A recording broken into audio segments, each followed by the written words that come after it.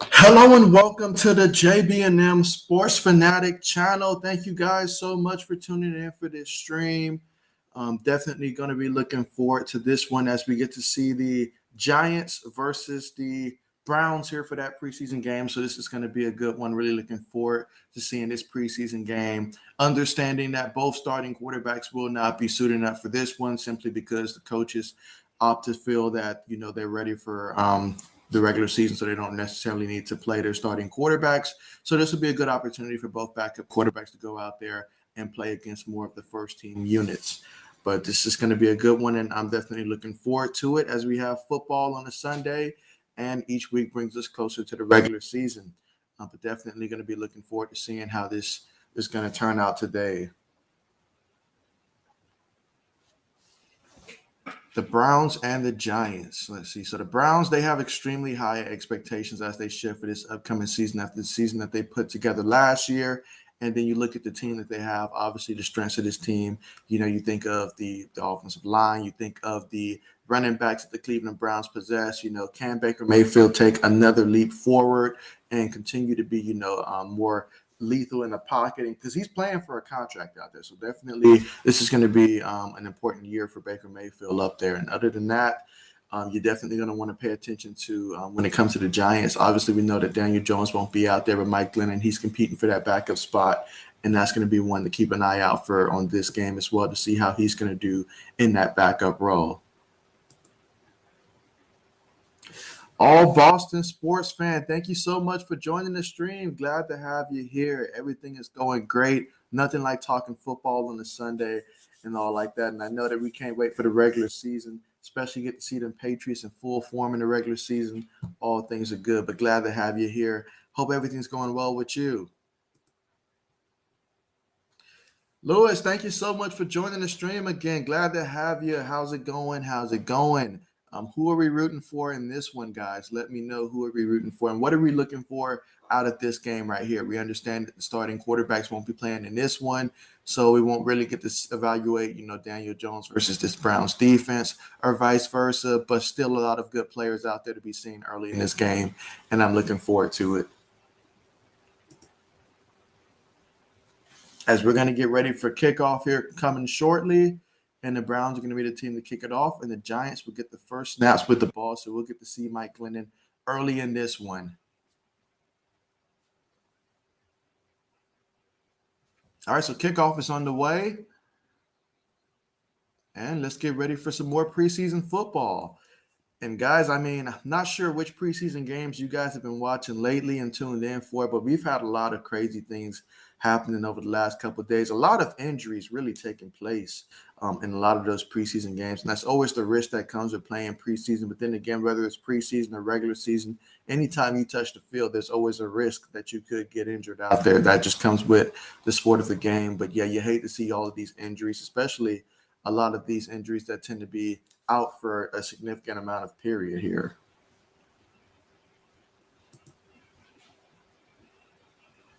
Yeah, for this matchup right here, I am rooting for the Cleveland Browns. I am rooting for the Browns in this one. As a Patriot fan, I'm sure you can understand that. Rooting for the Giants, that's a tough one. That's a tough one. So I will be rooting for the Browns in this one. But definitely want to see a good game here. Like these preseason games, they have to be close. Absolutely hate seeing one-sided preseason games. But yeah, definitely going to be rooting for the Browns in this one. Let's see a second down and 1. All right, they're running the ball here. Absolutely nice holes right there so far on the first two carries of the game. Let's see. Lewis says, let's see how the Browns defense plays today. Yeah, that's going to be really important to see in this game. Obviously, no Daniel Jones, but still, there's enough of the first team units and stuff. And they've been, obviously with the joint practices and stuff. So you get to learn a little bit more about your opponent. So these are always fun to see this time of the year. But yeah, Mike Glennon, he is finding so many homes like throughout his career. It's just amazing that he's always finding these opportunities and stuff. I remember he had a couple opportunities with Tampa, Chicago, teams like that, and so He always finds a way to join teams. I will say that.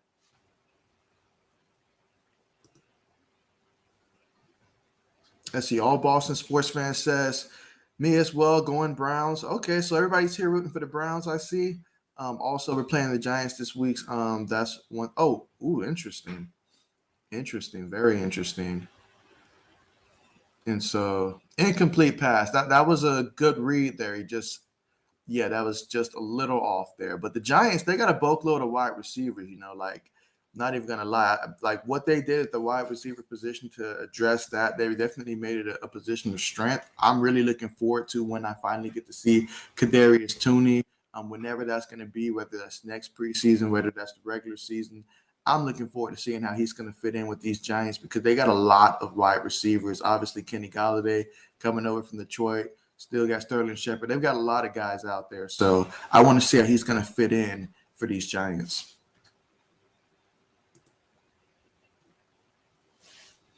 Let's see. Mike Glennon drops back. He's on the run. Throws it. And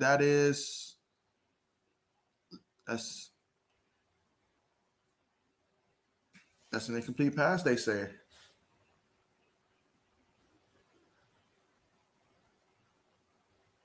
Let's see. Was that an incomplete pass, though?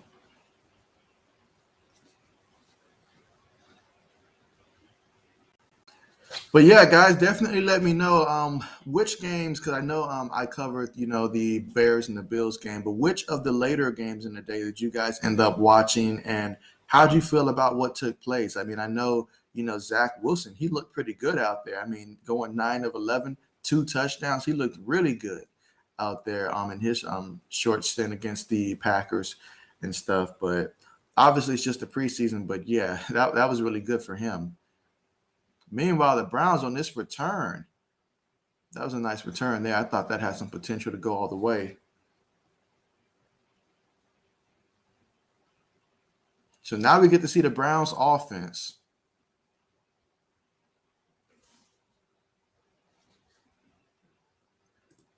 Let's see.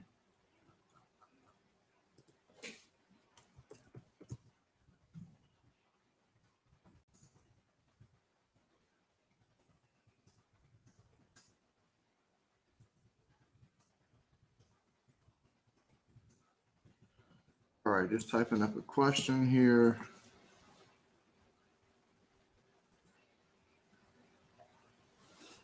Okay, so that is the question. I'm going to leave it up there for a second, but I want to hear you guys in terms of what is your prediction for the Cleveland Browns this upcoming season.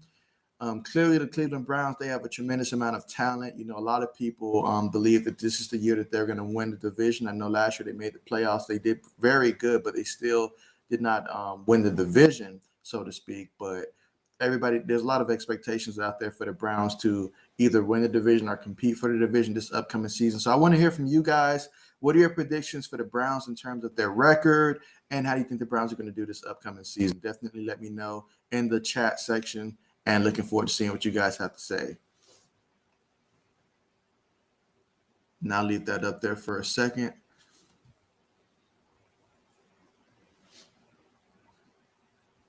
Let's see. I'm doing well. Sadly, there's a hurricane hitting. Yeah, definitely. Hoping that things, aren't too bad over there, obviously. But yeah, these hurricanes. This is the time of the year too, where things get very, very crazy. A lot of rain. Yeah, gotcha. Yeah, definitely understand that.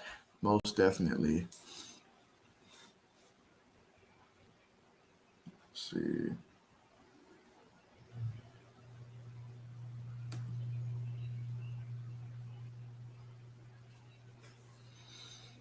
But yeah, as we count down closer to the regular season, I really can't wait. But I do know that this is, getting closer to the time of the year where a lot of these players are going to end up getting cut or either move to different teams, things like that.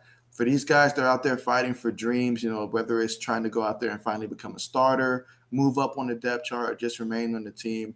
A lot of guys got a lot of stuff to play for in these preseason games, and that part right there cannot be, understated by any degree.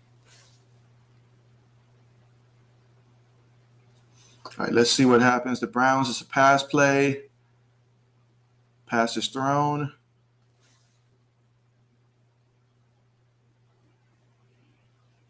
It's going to be second down.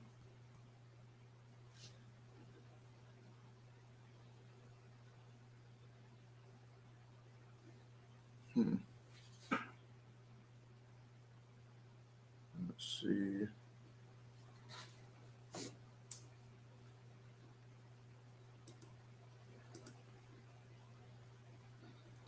Sorry about the delay on this part. Seems that I guess my TV was froze for a second.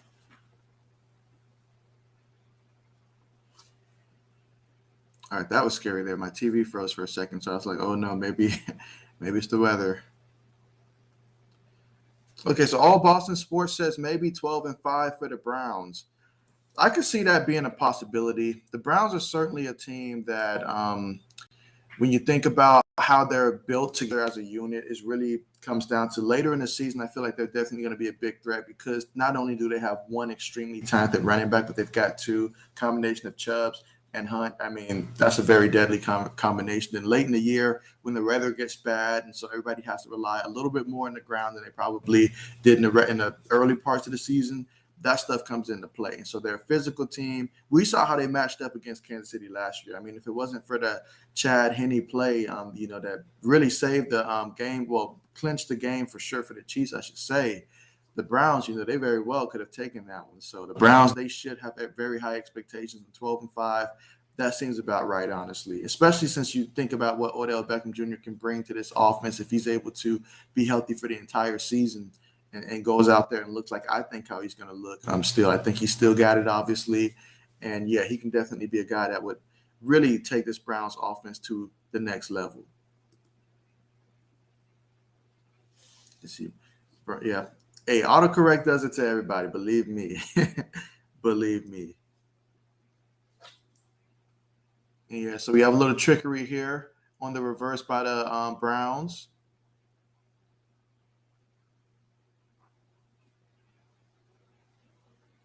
And that's going to be a first down. They're currently at the Giants 40. Play action fake. And checks it down.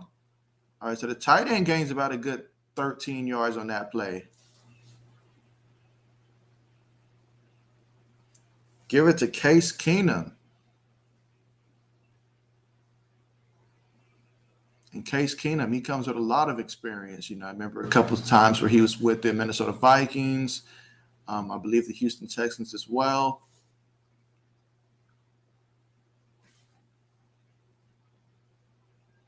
It's going to be 1st and 10.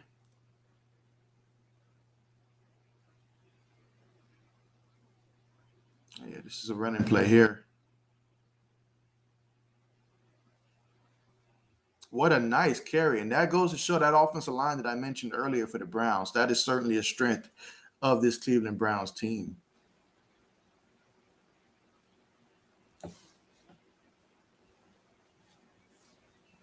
And that was Johnson on the carry for, I believe, 9 yards.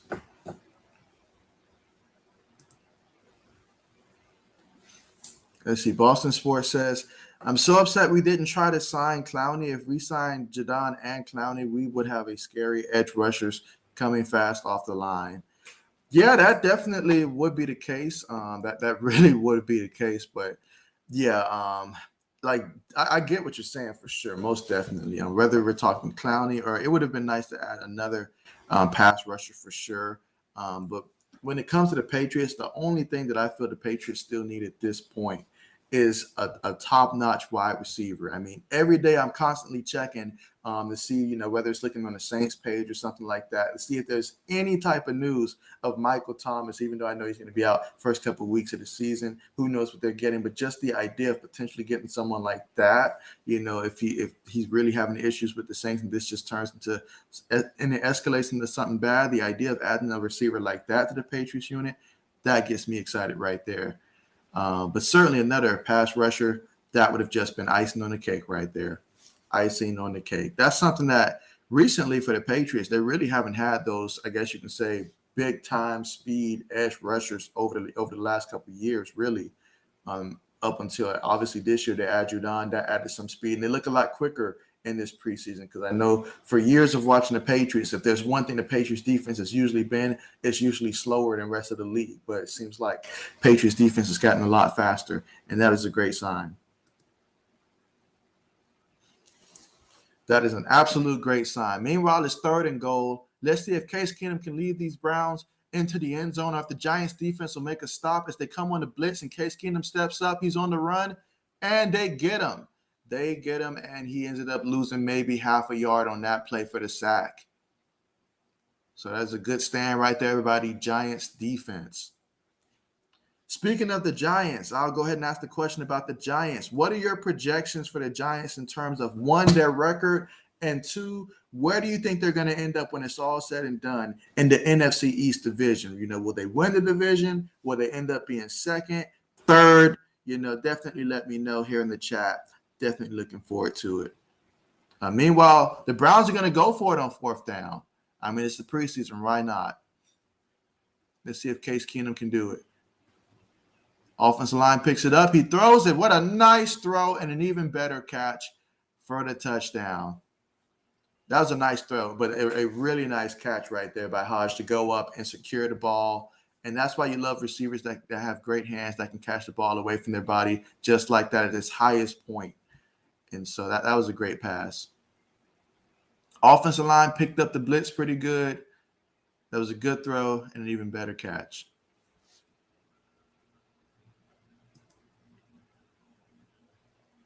And see, Boston Sports says, yep, it sure has. We have speed. That's right. We do have him, and John Jones, as well as Kyle Duck. Hey, these guys are, very fast. And that's one thing that the Patriots have transitioned to.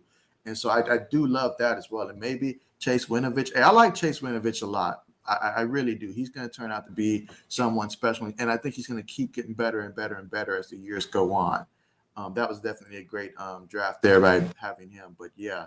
And then you talk about some of the guys that we were able to bring back, like obviously having Dante Hightower back and the experience that he brings, that's really big. And then aside from obviously that, Kyle Van Noy coming back from Miami, there's a lot of great things.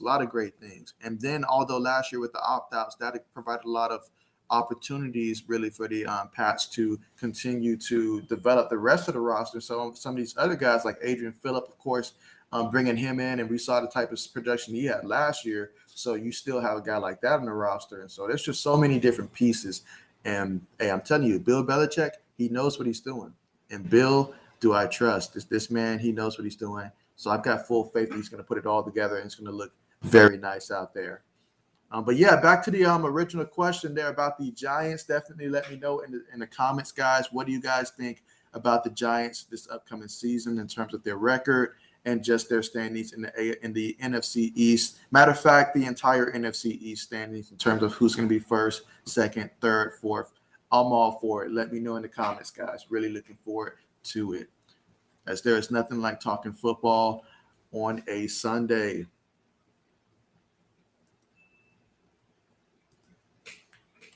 I'll go ahead and type up the question.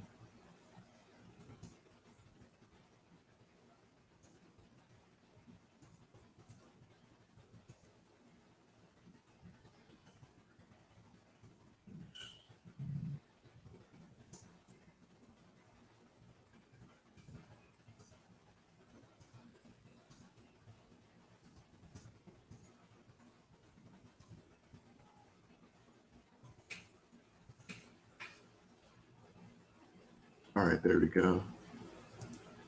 I'll put there up there for a second. Okay, I'll put that back up in a second. But all right, so we've got one response here. Boston Sports says he thinks the Giants will be 2nd or 3rd in the division. Don't know their record just yet. For me, the Giants were, because I started doing some of the NFL predictions for some of these teams within NFL News, started getting crazy and stuff. But the Giants were one of the more difficult teams for me to really evaluate, honestly, because I clearly see the potential. But there's a couple factors that I just won't know until the season starts. How will Daniel Jones look this upcoming season? Will he take that next leap? Because I feel like this is a very important year for Daniel Jones just to prove himself. and stuff like that. And then on top of that, they got a lot of receivers. And so that's why in fantasy football, though, when I look at the Giants and their wide receivers, I'm like, these are good wide receivers to have in the game, but they're not anyone that I want to carry on in a fantasy football league because there's just too many guys that the ball can get spread to. Like the guys can get lost there. Like Darius Toney, I think he's a great wide receiver, but he's not going to be rookie of the year because there's just too many giant wide receivers for him to get the type of targets he would need for something like that to happen, honestly. And then you got Saquon Barkley. Clearly, Saquon, he's going to take his time recovering from that. I don't know what that's going to look like. I don't know what he's going to look like when he comes back and how he's going to, mentally hold up throughout the course of the season. We've seen a lot of great running backs over the years. Once they start getting hurt, that changed things. There's a lot of questions, I do like some of the additions that they also did to the secondary as well. So, and then the defensive side of the ball. So there's a lot of things there, and I can see the potential for the Giants to come up like second or third, as you mentioned. So definitely can agree with that. Now, in terms of the actual division, I would have to say I think there's a good chance that the Washington football team could very well finish first in that division. I like how they match up against some of the better teams in the division. I mean, not just in the division, but just in the conference in general. I think you put the Washington football team out there, they've got a pretty good chance to line up against some of the better teams outside of just the division. And so that's where I think they're going to separate themselves. Because you look at the combination of what they got on the defensive line with the Washington football team, I mean, that's definitely something the Cowboys don't have in terms of the defense. So they'd have to outscore teams. And, for example, you think of the opening matchup between the Cowboys and the Buccaneers, and you're like, okay, Buccaneers, they're definitely going to win that game. That's just the, overall sense that you're getting, or at least from anybody that's not a Cowboys fan, you're thinking the Buccaneers going to win that game. But then you compare the Washington football team, and if they were to match up against Tampa, you're thinking, okay, Tampa should still win, but this is going to be a close one. This is one that it wouldn't be crazy if the Washington football team were to win. Because of how good their defense is, you would think that maybe this defense can somewhat slow down Tampa enough to where the offense, if Fitz gets hot, like he was in Miami versus Brady, anything could happen. So that's just a fact right there. Let's see. Boston Sports says he thinks the Giants will have a while to go to make a playoff run. A lot of question marks, like I said with Daniel Jones. And the same about Saquon. Yeah. If I could help anybody right now that's watching that hasn't had their fantasy football drafting, which honestly I don't think you should have had it by now, but be very cautious about Saquon Barkley in the draft. Don't let whatever fantasy draft league that you're in convince you that Saquon's going to come in this year and be gold. Okay, he cost me last year. I took him second overall. Promised myself that it's not going to happen again this year. So be very wary of that right there. I mean, he still can be a 1,000-yard rusher, but I think it's going to take a little while this season before he gets going. So there you go, helping people out with their fantasy football teams. Let's see. Hazard Shaq, thank you so much for joining the stream. Glad to have you here. And he says, is it weird that I'm a fan of Case Keenum? You know what? For anybody else, I'd have said no. But for you, I'm going to say yeah, because I know that Case Keenum, he put on that purple with the Minnesota Vikings, and I know that you know that. And stuff like that. I know that you know that. So to say that, yes, that's a little weird there. Just for you, though. Just for you. Let's see. You say you're always rooting for backups, you guess. I'm a fan of Tyrell, too. And so, meanwhile, we have this carry here for the Giants, and that gets about a good 6 yards, I'd say, on that carry. I will say this about the Giants, though. I feel like their depth behind Saquon, because of they finally experienced last year what that's like when he goes down. They did add a couple more running backs, behind them, so that way that position feels a little bit better now. So that bodes well. And the Giants, they're one of those teams that I feel like you put them on a big game, on a primetime game, you're not just going to walk in there and beat these Giants. Now, let's not make a mistake about that. They're not going to be a team that you can just push over or something like that. They're going to be a scrappy team. They're going to be a team that's going to fight hard.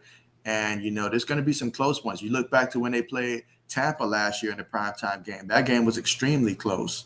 So they're definitely going to be a team that you have to respect. Have to. Let's see. You say you had so much fun watching them play with Minnesota versus in the game versus the Rams was incredible. Yeah, that when I think of him, and perhaps some of his best times in the league, you have to think about that Minnesota season. You just have to.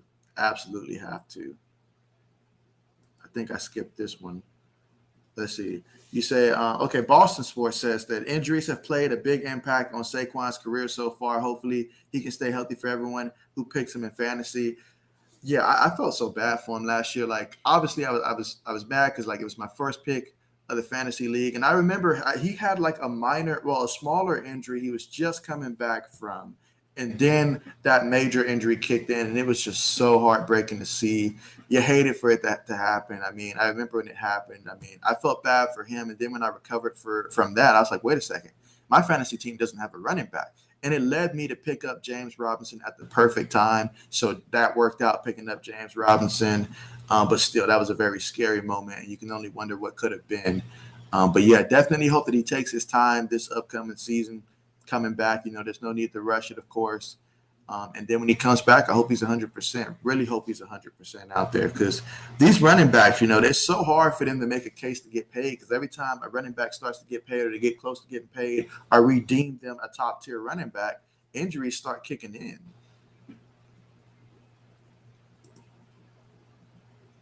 See, Lewis says, Mike Glennon's still in the league. Hey, my man Mike, he finds ways. He finds opportunities. Like I remember a couple years ago when who was it? I think it was either the Buccaneers or the Bears. I know both teams had him, but one team had picked him up and brought him in to compete for a starting spot. And I was like, really? They're bringing him in to come in and start, but he was a backup last year. Didn't show anything different. I mean, but hey. There's a lot of teams out there that like Mike. Mike, he's a cool guy out there. I mean, I guess he's a good backup for a team just because he has a lot of experience. But yeah, I mean, he finds opportunities. I will give him that. But you know what though? He's not the only one that does that. There's a lot of guys, like I think about Josh Johnson, that comes to mind. Like somehow he keeps finding opportunities as well. There's a lot of these quarterbacks that find opportunities.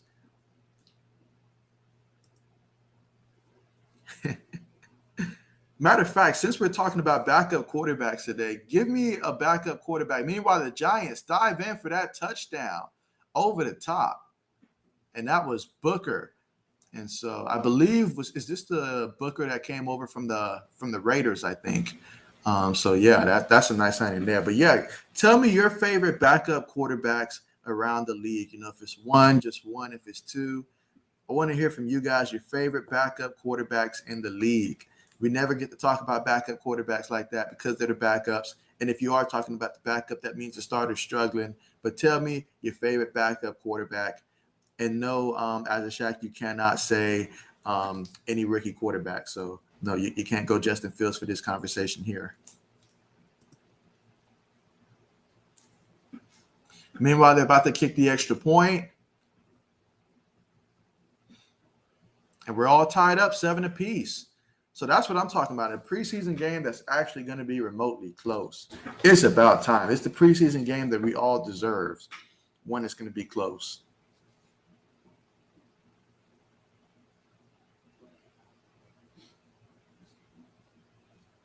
And so, Coach Dante, welcome to the stream. Glad to have you here. What's good? Yeah, so glad to see you here. I know that you're always up there coaching them up. This guy, you should definitely check out his channel, guys. He's always up there streaming a lot, does a lot of collabs and things. And so, this man knows what he's talking about, whether we're talking, football, basketball, definitely check out Coach Dante's channel for sure. But really appreciate you for coming through. But yeah, everything is going good. Tell me, what are you looking for the most in this game right here in terms of, one, are you rooting for the Browns or the Giants to win this game? But what are you looking to see from these teams respectively? Oh, Coach Dante, I absolutely loved after the Patriots and Eagles played. Coach Dante, he went hard on them Eagles. Like, he just let them have it. Absolutely loved that video. Definitely check it out if you guys haven't already. As the Giants get ready for kickoff here,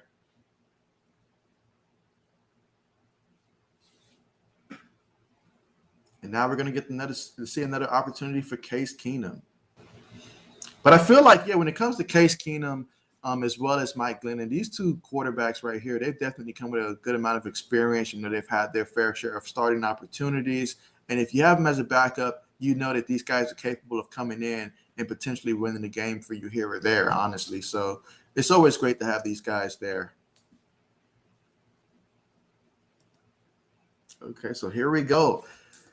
All right, so Boston Sports says he'll tell us his favorite backup and his worst backup. Ooh, his favorite backup is Jacob Eason from the Colts. Interesting. That's really interesting because I've been extremely high from what I've seen on Jacob Eason with the Colts right now. In the instance that Carson Wentz is not able to go out there and start, I think they'll be in good hands with Jacob Eason. They better not mess around and start Sam Ehlinger. Otherwise, they're going to be throwing away whatever games they end up starting him. Jacob Eason is the guy. When you give him time in the pocket, he seems to be poised. And, yeah, I know everybody who's followed Jacob Eason going back to college, you remember him at UGA. He ended up losing his job to Jake Fromm. And then, he went over to Washington. And then from there, getting drafted by the Colts. And so this is a really big opportunity for him. So if he gets an opportunity to go out there and start, this could really change the trajectory of his career because he was a projected backup when they drafted him. Like, I don't think a lot of guys were thinking of Jacob Eason as potentially being the future down there for any team. Not saying that he would be the future, but if you go out there and ball, opportunities are going to come, whether it's with the team that you're with or down the road. So all he needs is an opportunity. And so I feel you on that. You said the worst backup you would say is Brian Hoyer. Ouch. I get you, though. I get what you're saying, though, but ouch. Brian Hoyer, I mean, I can't say for me that Brian Hoyer would be my worst backup. My ultimate worst backup is Nate Peterman. Nate Peterman, I don't understand why he's still on the roster because the man can't throw it to his own teammates. This man has thrown more interceptions than he has completions probably for his own team. All right, that's not accurate for anybody that's going to look that up, but I feel like it because every time I see the man, it's always a pick six. Like, this man is turnover city, but yet it's unlike these other quarterbacks that go from, like team to team to team. Teams are over there fighting to have Nathan Peterman as the backup quarterback. So that's one that just eludes me. I don't understand that. Now, in terms of, my favorite backup quarterback, if I would have to say if he is actually a backup quarterback this season, which I think he's going to be, it had to be a guy like a Teddy Bridgewater, someone that can come in, be conservative. I don't want him to start for my team, but if he has to start and all like that, then I feel like that's a high-quality backup, honestly. But even though he's competing for a starting spot, so I probably couldn't use that as my answer. Let's see. Boston Sports says Jacob Eason has good deep. Yeah, he's got a good deep arm, and that's something that was very underrated, honestly. But he has a nice, good deep arm for sure. If Jacob Eason goes on to have a good career, I'm just going to be like, what is it about UGA when it comes to their quarterbacks lately? They're having more success in other schemes, whether it's Justin Fields after he left, and then if Jacob Eason, like if they're doing better outside of UGA, but yeah, speaking of UGA, I cannot wait to see college football start as well. Really looking forward to that. Like, really looking forward to seeing some college football.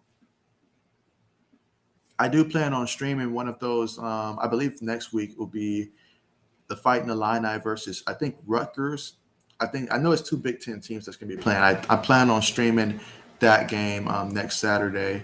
Because I know a lot of the preseason games. Well, I don't know. A lot of teams are sounding like for next week's preseason games, like they want to treat that like they originally would with the third preseason game and play, some of their starters then. I think Tampa plans on doing that. There's a lot of things going on. So, but definitely those are some good stuff to check out. CG Ruthless has joined the stream. Thank you so much for joining the stream. Glad to have you here. It's always good to have you here. Really appreciate you. And you guys, if you haven't checked out CG Ruthless Sports stream, definitely do check it out because I'm telling you, this guy right here, he knows what he's talking about. He's got a podcast as well. This man knows sports. Definitely do check him out. He does also have a couple of interviews as well with some former NFL players and stuff. So definitely do check him out. Great channel to follow. So definitely check him out. But thank you so much for stopping through. And let me know, what are you looking forward to the most in this game? Who do you want to see win this one, the Browns or the Giants? I know it's a preseason game, but hey, the object is still to go out there and win, gives you something to strive for. So let me know your thoughts there. Let's see. Meanwhile, here early in the second quarter, we are tied 7-7. And this has really been a good chance to take a strong evaluation of the backups for both teams. Case Keenum for the Browns, for the Giants, Mike Glennon. Meanwhile, Case Keenum throws a nice pass right there. Nice pass. Yeah, both of these quarterbacks are looking good right now. Both of these teams, they're out there and they're looking good. I really cannot wait for the regular season to start.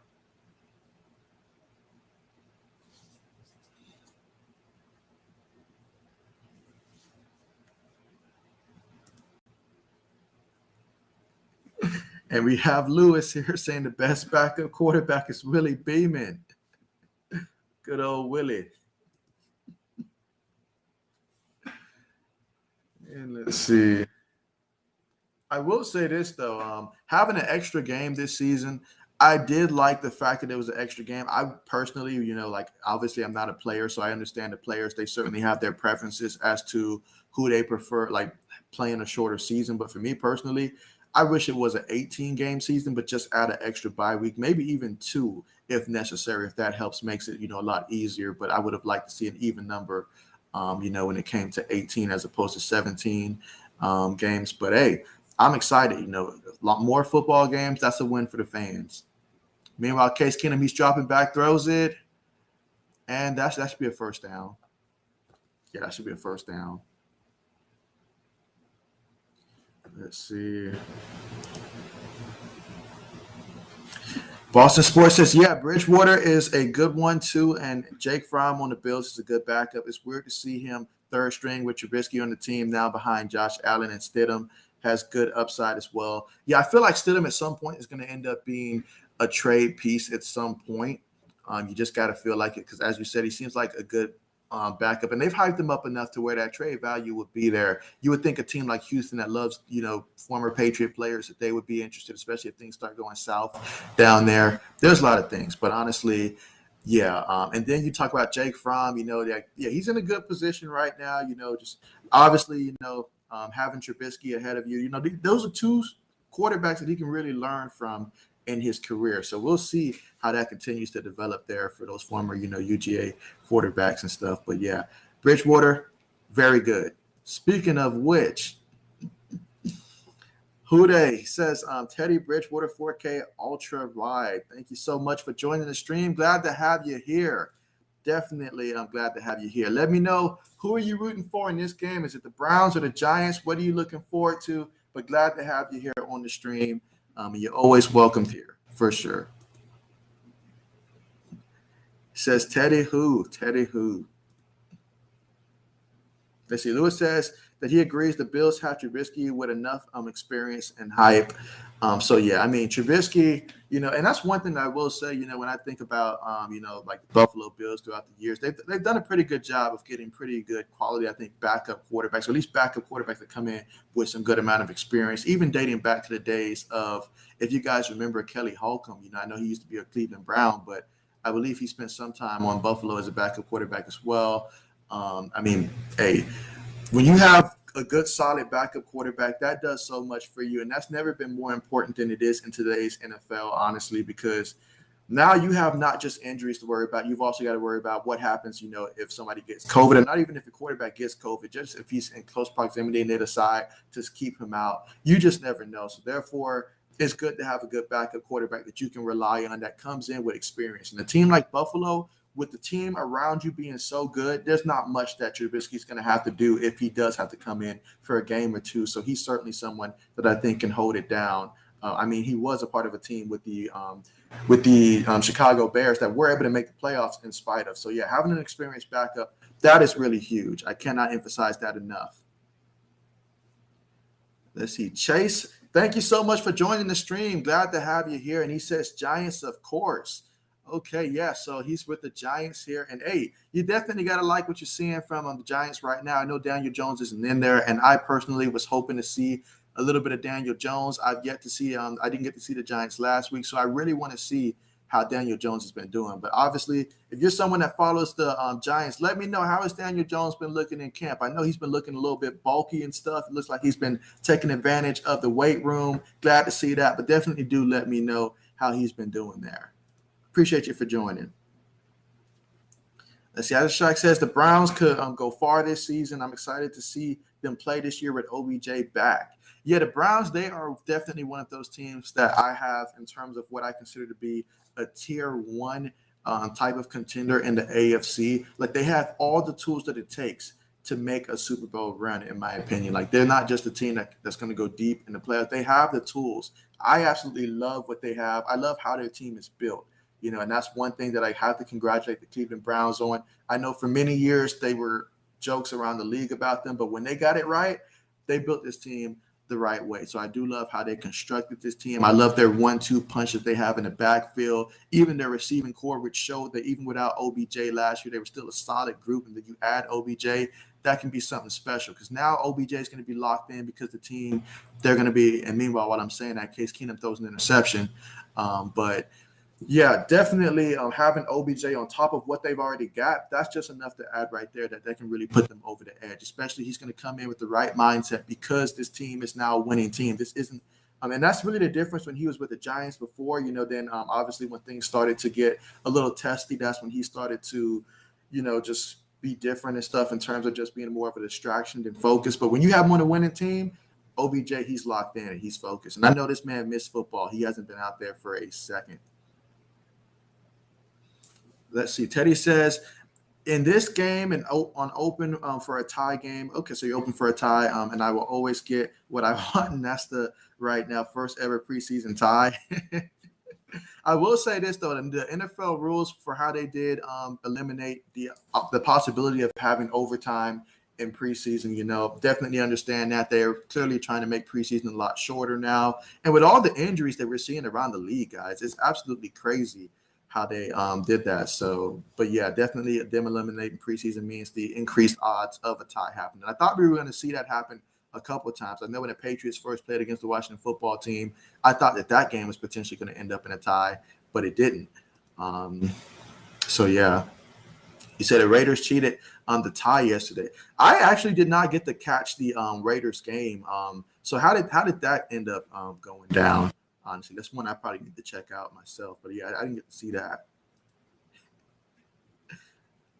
Gotcha. All right, so he's definitely rooting for a tie here. Okay.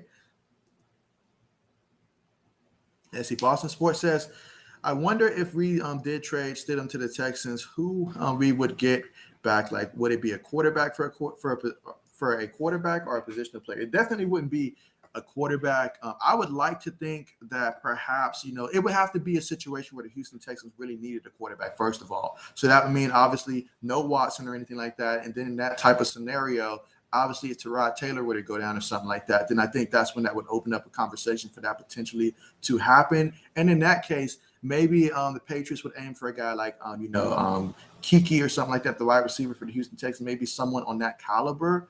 I would think they would probably aim for a wide receiver if a trade were to go down. But yeah, got you on that one. Yeah, and definitely I appreciate all you guys, for joining in on the stream here as we're watching the Cleveland Browns and the New York Giants go at it. Definitely appreciate you guys so much for coming through. And feel free to comment in the chat section, best way to be seen, and discuss, your thoughts on what's taking place in the game and what you expect for this upcoming season. We really appreciate you guys.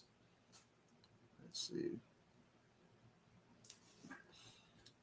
We would probably have to send a package deal. Yeah, absolutely. And some of the pieces that when you talk about, the Patriots that would come up as trade, pieces, obviously we know N'Keal Harry would have been a trade piece had he not gotten hurt. But now that he's hurt, we probably would have to wait till he's healthy before we can deal him away, because we all know that his agent requested to be traded. So certainly understand that. And then aside from him, Sony Michel is a name that comes up. And it's not that I think that Sony Michel by any means is bad or anything like that, or that he cannot contribute, because I think that he still has value on this team. It's just that position is so deep. There's just so deep, that you would think that if they had to trade someone, you can get a lot of value from a Sony Michel, and that's just someone that could be traded right there, honestly. But yeah, a lot of things still to take place before the start of the regular season for sure. Meanwhile, the Giants, they hand it off, and that looks to be a gain of about 3 yards on the play. Yep, and his helmet's off. And so now we're going to have a third down on the play coming up. See if the Giants will be able to convert this one. So, yeah, this drive was basically set up by that Case Keenum interception that was thrown. I mean, it was at the goal line too. You definitely don't want to see that happen.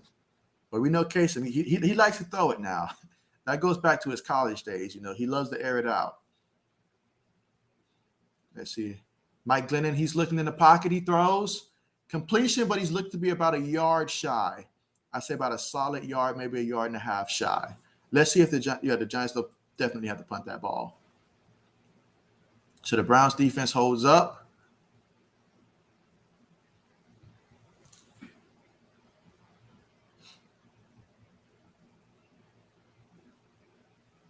Okay, so the next question I'll go ahead and ask you guys is let me know what you guys think about how the AFC playoff picture is going to look this upcoming season.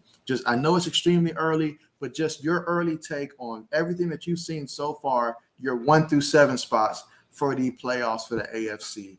Let's see if anybody can get this right, and then after the season be able to say that they projected it before it even happened.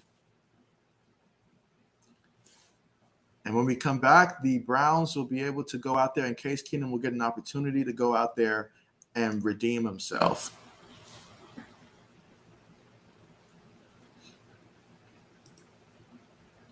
Let's see. Okay, so Boston Sports says, name one player that doesn't matter what position that I would love to see on the Patriots. Ooh. Okay, well, if I had to name one player, regardless of the position, that I would love to see on the Patriots, obviously it narrows down for me to a wide receiver, because that's something that we really need really badly at that wide receiver spot. It's a top tier wide receiver. For me, I would love to see Hopkins, DeAndre Hopkins on the Patriots. That would have been something that I would love to see for the Patriots if they had DeAndre Hopkins on that roster. I feel like the way that he runs routes, his veteran leadership, and we've seen him with so many different types of quarterbacks have success out there that it really wouldn't matter who's throwing him the ball. He's certainly someone that I would love to see on the Patriots. Actually, too, okay, so we're going to double dip on this one. Okay, so I'm still going to stick with Hopkins on the offensive end. On the defensive end, though, I would like to see the return of a guy like Chandler Jones, something like that. Someone that I know already fits the success, because many times, you'll see a big-time guy transfer over to your team, and then he doesn't fit. But I know for a fact that's a good fit right there. So I would like to see the return of Chandler Jones on the defensive end right there. Aside from that, I mean, other than that, I could pick basically almost anyone from the Washington football team's defense, honestly, because shoot, you give me any one of those, Chase Young on that defensive front, come on now, that's crazy good. That's so good that it almost doesn't even seem something that I can even throw out there, because it seems like such a dream right there. But that would be someone for sure. Yep. So there you have it. And so, yeah, right now we're going to get ready to see Case Keenum try to redeem himself out there for the Cleveland Browns. I'll just go ahead and take this time to thank you guys so much once again, for tuning in for the stream. You guys are the absolute best. I mean, when you guys are here on the stream, watching these preseason games, it feels almost like a regular season. Keyword is almost, because we know it's not the regular season. But you guys make this pretty enjoyable to watch. So I really appreciate you guys, especially you guys here in the chat section. Really means a lot. And for those of you that are watching, if you're not subscribed to the channel, do consider subscribing, so that way for future streams, especially in the regular season, you guys will be notified of, whenever I have these streams. And it's not just limited to NFL streams, but also, college football. I know that's coming up. The NBA, once the regular season hits, college basketball, you'll see all that great stuff. So definitely do consider subscribing to stay alert with all of that if you haven't already. Let's see. All right. We'll be here when you get back.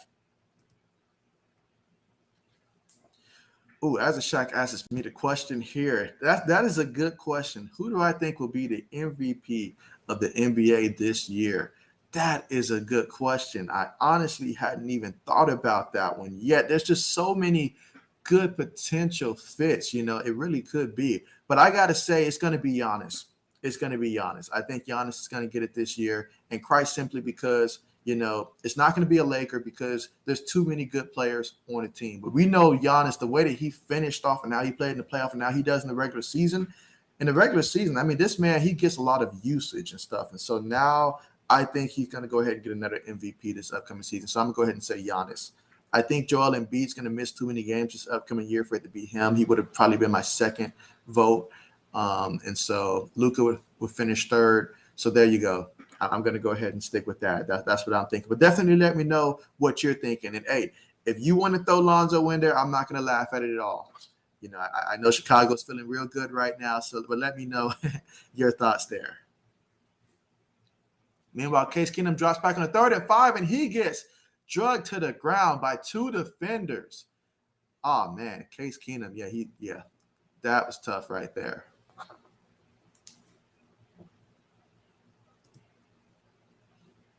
Let's see. Lewis says, it's hard to predict an MVP. No one stays healthy these days. That's why the Joker won it. Hey, injuries do play a role. That's why I cannot pick Joel Embiid this early. It would have to be closer to when the actual selections are going to be made that last month or two if I see that he's been healthy enough.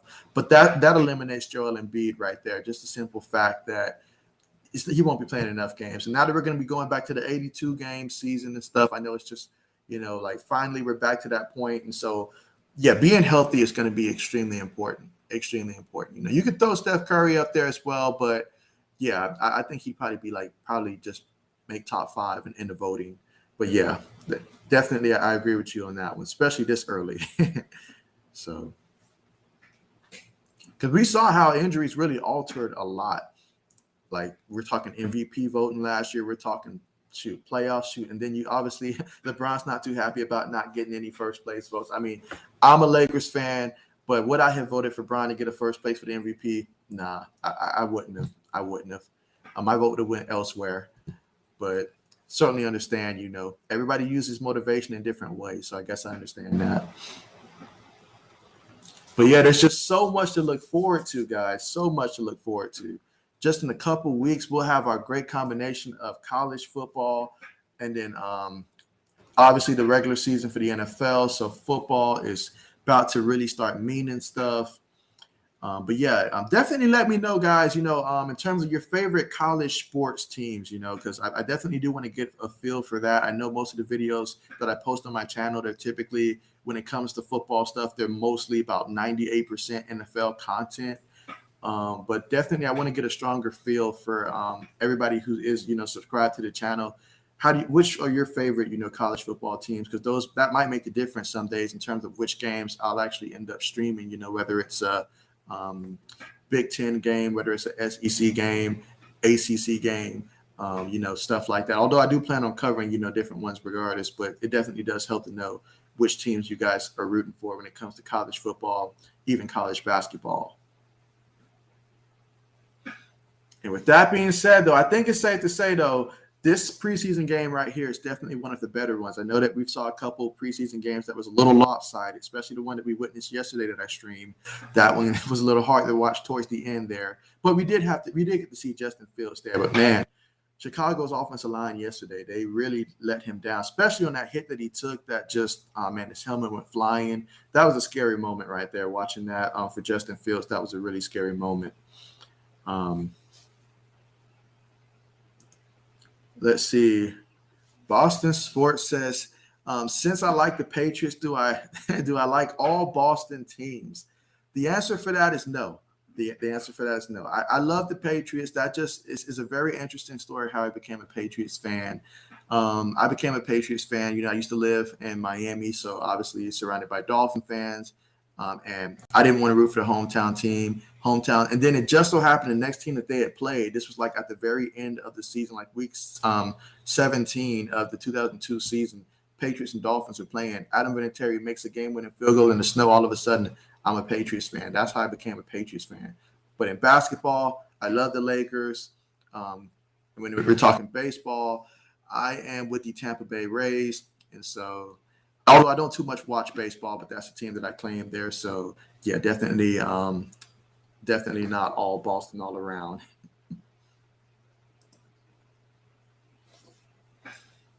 Let's see. Lewis says, who do I think will be the starter in Jacksonville, CJ Beathard or Minshew?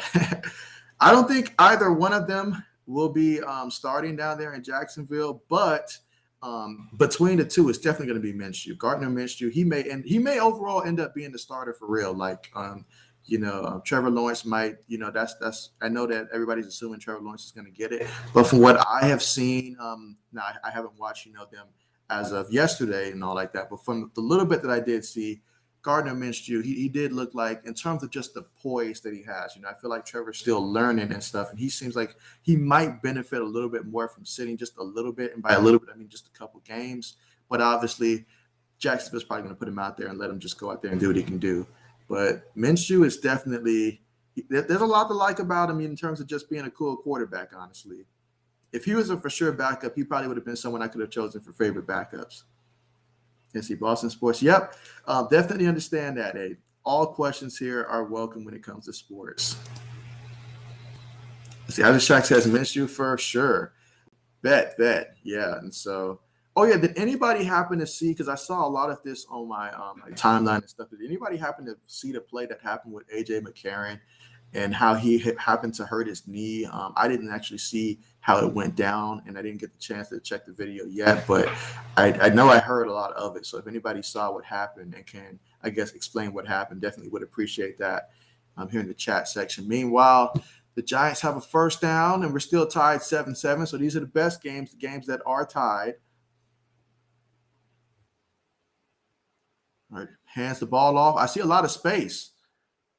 I feel like if he bounces that one outside, he might get the first down for sure. But there's a flag on the play.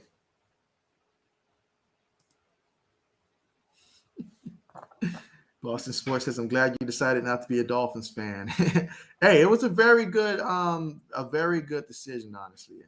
I will agree. It was a very good investment, you could sort of say, because right after that, they had won the Super Bowl. Like Brady had won the first Super Bowl that previous year, but at that time, me being a kid, I didn't know that at the time that I chose the Patriots, that he had won the year before and stuff like that. And then the following year, I mean, it really just started taking off. They beat the Carolina Panthers in the Super Bowl. Then they beat the Eagles. All of a sudden, it's a dynasty. And I'm glad that they were winning at that time, because at that time, I really could not take a loss from the Patriots. So it was just absolutely, absolutely crazy. I got lucky with both them and the Lakers. Let's see, Lewis says, because Beathard was impressive in his first preseason game. I love CJ Beathard, especially when he was with the 49ers and stuff. I mean, even going back to, like Iowa and stuff, like I'm a big, CJ Beathard fan. And so he's definitely, personally, he's a good backup, but not necessarily just in the sense of going out there to win you games and stuff. But I really do like, just CJ Beathard as a player out there on the field. So I'm definitely glad to hear that he, is doing good in his first preseason action, and wishing him the best of luck for sure. Steven, thank you so much for joining the stream. Glad to have you here. Hey, you're always welcome here, and glad to have you in the chat section here. So glad to have you here. And he says that the Tennessee Titans defense grows stronger, or is it Kyle Trask off night?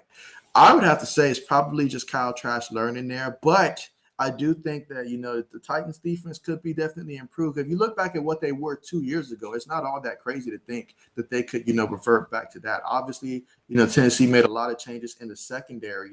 3 of their 4 starters were gone. So they were talking about new guys. So it very well could be the defense for the Tennessee Titans being stronger. But that's a question right there that I really won't know the exact answer until we see them in the regular season. Just too many teams aren't playing their starters all the way through for me to really give a definite answer. But it's certainly something to be positive about. And for those Tennessee Titans fans, you guys have got to be excited about this upcoming season. You really have got to be. This is a great opportunity for Tennessee. We're talking about the combination of Derrick Henry in the backfield and then Julio Jones outside, in which Tennessee said they're going to monitor, I guess, Julio Jones throughout the season in terms of, I guess, just making sure he's not getting too much, because the odds of Julio Jones coming from the injury that he had of re-injuring himself is I've seen a statistic on that, and it's extremely high, a possibility that something gets injured or something. So they have to really be careful with him this upcoming season. But obviously, a combination of him, A.J. Brown, there's a lot to like down there in Tennessee this upcoming year. So if the defense goes out there and be strong, look out. That's all I'm saying. Tighten up, as they say. Let's see. Boston Sports says, what 5 players do you think our Patriots will cut before Tuesday's deadline? Ooh, I really would not be able to give that answer right there. But I can say I do think that the tight end room has about 2, maybe even. I'll just say 2 players that are probably dead weight right now that they're gonna leave. They need to leave the running back position intact. Like, I want to see all 5 of them guys make the roster because they can really contribute to the team for sure. But outside of that, I really don't have that answer right now. Yeah, like that's definitely something that I need to do in terms of just, like, study more of these guys that are in the bubble right now for the Patriots and their roster. I've been mostly focusing, I guess you can say, on those who for sure are probably going to be starters and stuff. But yeah, that's a great question there. Great question. Let's see. Lewis says, can't believe Flacco and Mullins both combined for only 110 yards. I really thought Flacco was going to do a little bit better. Like, I really thought that he was going to do a little bit better than what he did. And then Mullins. But, hey, I mean, it's just one of those nights where the Patriots came out there and everything that could go wrong from the Eagles, from the moment that snap went over Joe Flacco's head, the Eagles just never recovered from that. And so it was just one of those games where the momentum was clearly against you. Then once you got into a hole, there was no coming back from it. But you still would think with guys playing, for roster spots and stuff. Because I know that the Eagles coach did state that it was technically an open quarterback competition. So I really thought that Joe Flacco would have taken advantage of this opportunity to just try to, give his name more of a, vouch and stuff. But now after that performance, I mean, you almost have to go Jalen Hurts at this case, because I was a little disappointed in what I saw from Joe Flacco. He is a veteran. I saw what he did with the Jets. Like if he did a little bit of what he did with the Jets last year, then, that would have been a little better, because what he did with the Jets last season, considering they had Frank go in the backfield, they didn't really have all that much. Not saying that he went out there and looked like an MVP or anything like that, but he looked like a veteran quarterback. And so I expected him to look like a veteran quarterback with the first team out there, but that didn't happen. But it was just one of those nights for the Eagles that you hope to forget things like that. But yeah, I definitely feel you there. Yes, Lewis says, makes me feel okay with Andy Dalton's numbers. Oh, Andy Dalton. I mean, the one touchdown that he had, he's taking that to the bank. He is taking that to the bank. But Matt Nagy did state, as I said during the stream, if you guys remember during the stream, I said after the game, Matt Nagy's going to stand on that podium and he's going to say that Andy Dalton is his quarterback and all like that. And that, this pretty much going to be vouching for him, saying that he's seen enough of Andy Dalton. And so, yeah, he's basically like he needs to see Andy Dalton in the regular season. So I guess that tells you, Bear fans, look out. This is going to be your regular season quarterback. So you got to love him. Got to love him. And the Sports Blitz is in the house. Thank you so much for joining the stream. And guys, if you haven't checked out his channel, check him out and sub to him. He's definitely, just like myself, we're out there covering a lot of NFL content and stuff. I even did a collab with him once, and we'll be doing more in the future. So definitely check him out. Pretty cool guy. And his favorite team is the Carolina Panthers as well. So if you ever need any Panthers advice, definitely do check him out. But yeah, do check out his channel. I'm glad to have you here. Let me know, what team are you rooting for in this game? Is it the Giants or the Browns? Let me know. Let's see. Boston Sports says, running back and defensive line need to be stacked up. We need pressure. So, yeah, that's right. We do need pressure. Like last year, and backup outside cornerback. I am highly concerned about the backup cornerback position as well, because I know how Stephon Gilmore, he's absolutely fantastic, but it seems like there will be games where he misses. And if we miss, whether it's Gilmore or J.C. Jackson, and just given everything from an extra game to injuries to COVID, all that stuff, we're definitely going to need to make sure we have some solid, corners that can back up, because they're really important for what we're trying to do defensively. Very important. So I definitely feel you there. And the defensive line, that interior of the defensive line, I'm hoping that Christian Bazemore turns out to be the guy, that I know that he could be. I know drafting him came with a risk, because he was, the best inside, lineman there was. So we got him in the second round for the Patriots. That was really big. But I really hope that he turns out and pans out to be all that and then some. And then, hey, running back looking really good. Really good. Really good. Let's see. Steven says, Baltimore Ravens already lost starting linebacker LJ for the year. Yeah, I saw that earlier today. And yeah, that's really tough. I mean, you have, him going down, and then you have what happened with the Jets. They lost two guys for the year. I mean, we're talking about a defensive end that they really had high expectations for. And this is really tough on these guys, like you're out there training all year long to get to this spot. You're finding the position to go out there, showcase what you can do. And then an injury happened, and you just never know. Even if the rehab goes good, sometimes you end up, whether it's losing your spot with that team or you end up going elsewhere, and then you become a backup because you've been forgotten or something like that, or you just never be the same. So you hate to see these type of injuries, especially the ones that last for the duration of the season. But definitely hoping the best for LJ in his recovery moving forward. And appreciate that update.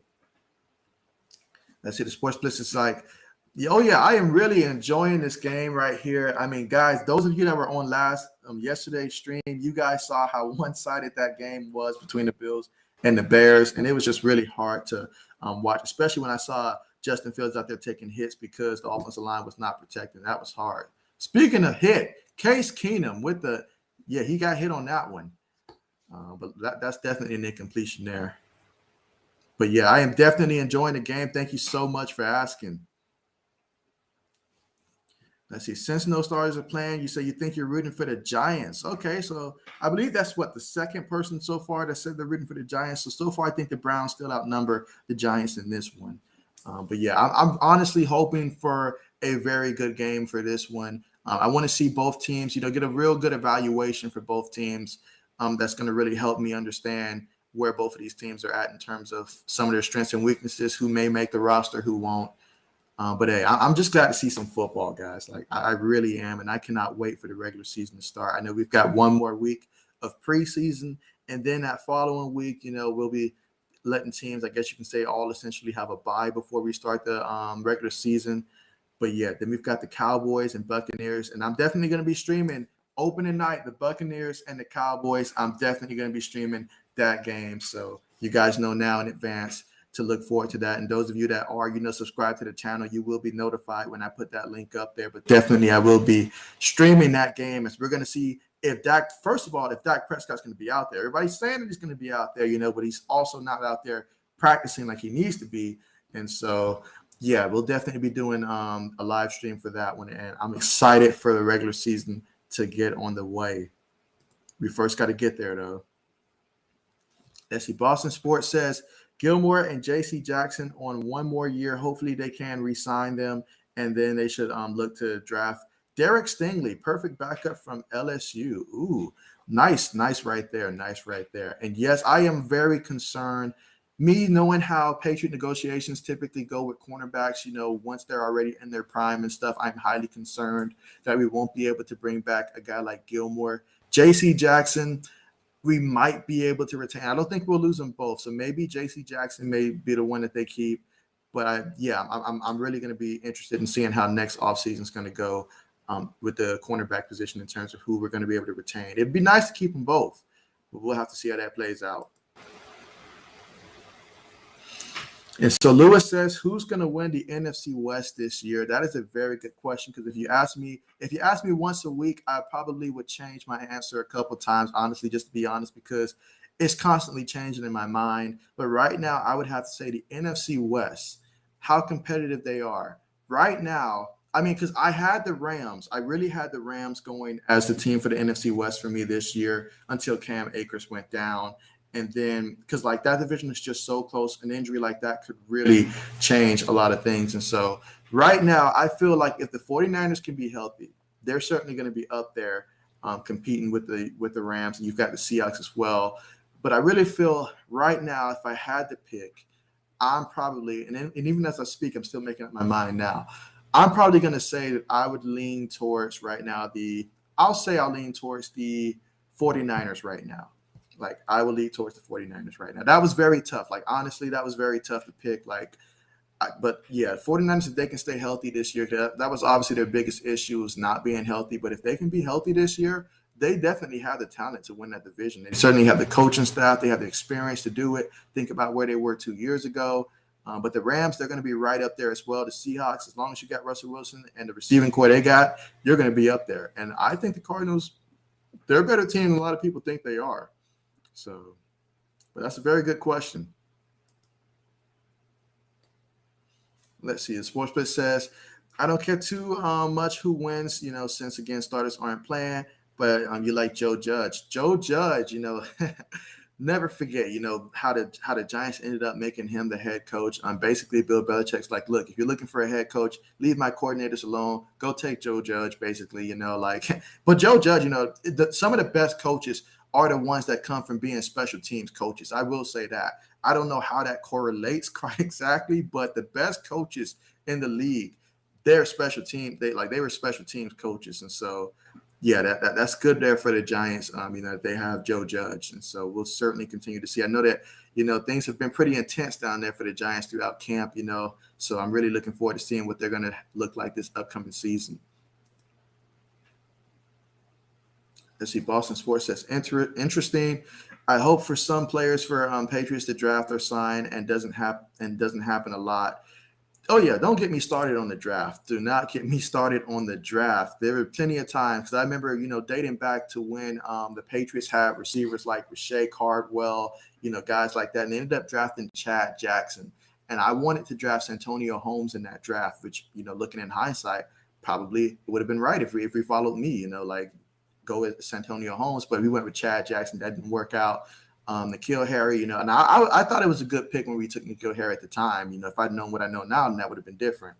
But man, it's always like that. So, but yeah, Bill's gonna do what Bill's gonna do. I learned that, just love whatever Bill does, live with it, and be okay with it. But Bill, he has his own draft board, and many times we won't know until it happens. Look who's in the house, Jay in the Bay. What's good? Yeah, so everything is good right now. We're talking preseason football, and guys, definitely do make sure if you haven't already that you check out Jay in the Bay. He's definitely producing a lot of fire 49ers content out there, so you're definitely going to want to make sure that you guys check him out and sub to him as he produces, 49er content all the time. There's a lot of great streams and stuff, has interview guests and stuff, so definitely do check him out. And I'm telling you, he's absolutely great. And there you go. The Sport Blitz, he knows what's up. He knows what's up. I am doing fantastic, guys. I am doing absolutely fantastic here. I know we've got 34 seconds to the half, but I'm just happy that this preseason game is close this time. Honestly, it's like two of the last three streams that I did were completely one-sided, especially that Minnesota Bronco game. That was really tough.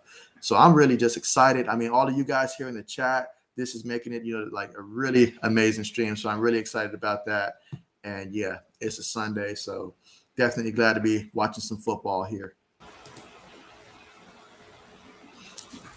Let's see. The Sports Blitz says, yeah, I've got the Niners right now personally. Up there we go. Another person who was thinking the 49ers, when it comes to winning the division in the NFC West. But right now, I think that's the safe bet, honestly. Like, if you're telling me, like, I get to pick one team and, like, there's a lot of money on the line, like, the 49ers, they got to be a team. If they can stay healthy, like, if every team stay fully healthy, you have to love what the 49ers bring. And not only that, their coaching scheme. And so the Rams losing Cam Akers, that was tough. And I think that's going to make a bigger difference than people realize. I thought he was going to be on his way to having a breakout season this upcoming year.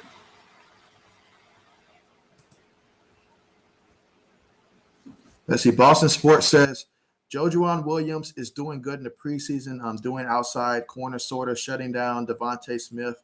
Devontae Smith. I cannot wait to see him in the regular season. I know he's just coming back from injuries and stuff, but I really want to see him in the regular season, especially, with his starting quarterback out there. I think that's going to be really fun to watch. But yeah, if he goes against faster guys, he'll get beat. Yeah, speed is certainly a concern. And when you play some of the top tier teams out there, some of their best receivers, you look at a team like the Kansas City Chiefs, and they've got nothing but speed. I mean, they've got so much speed. It's absolutely crazy. Absolutely crazy. And then Jay in the Bay with a shout out there. Let's see. Mike, good to see you here. Mike, thank you so much for joining the stream. Glad to see you again here.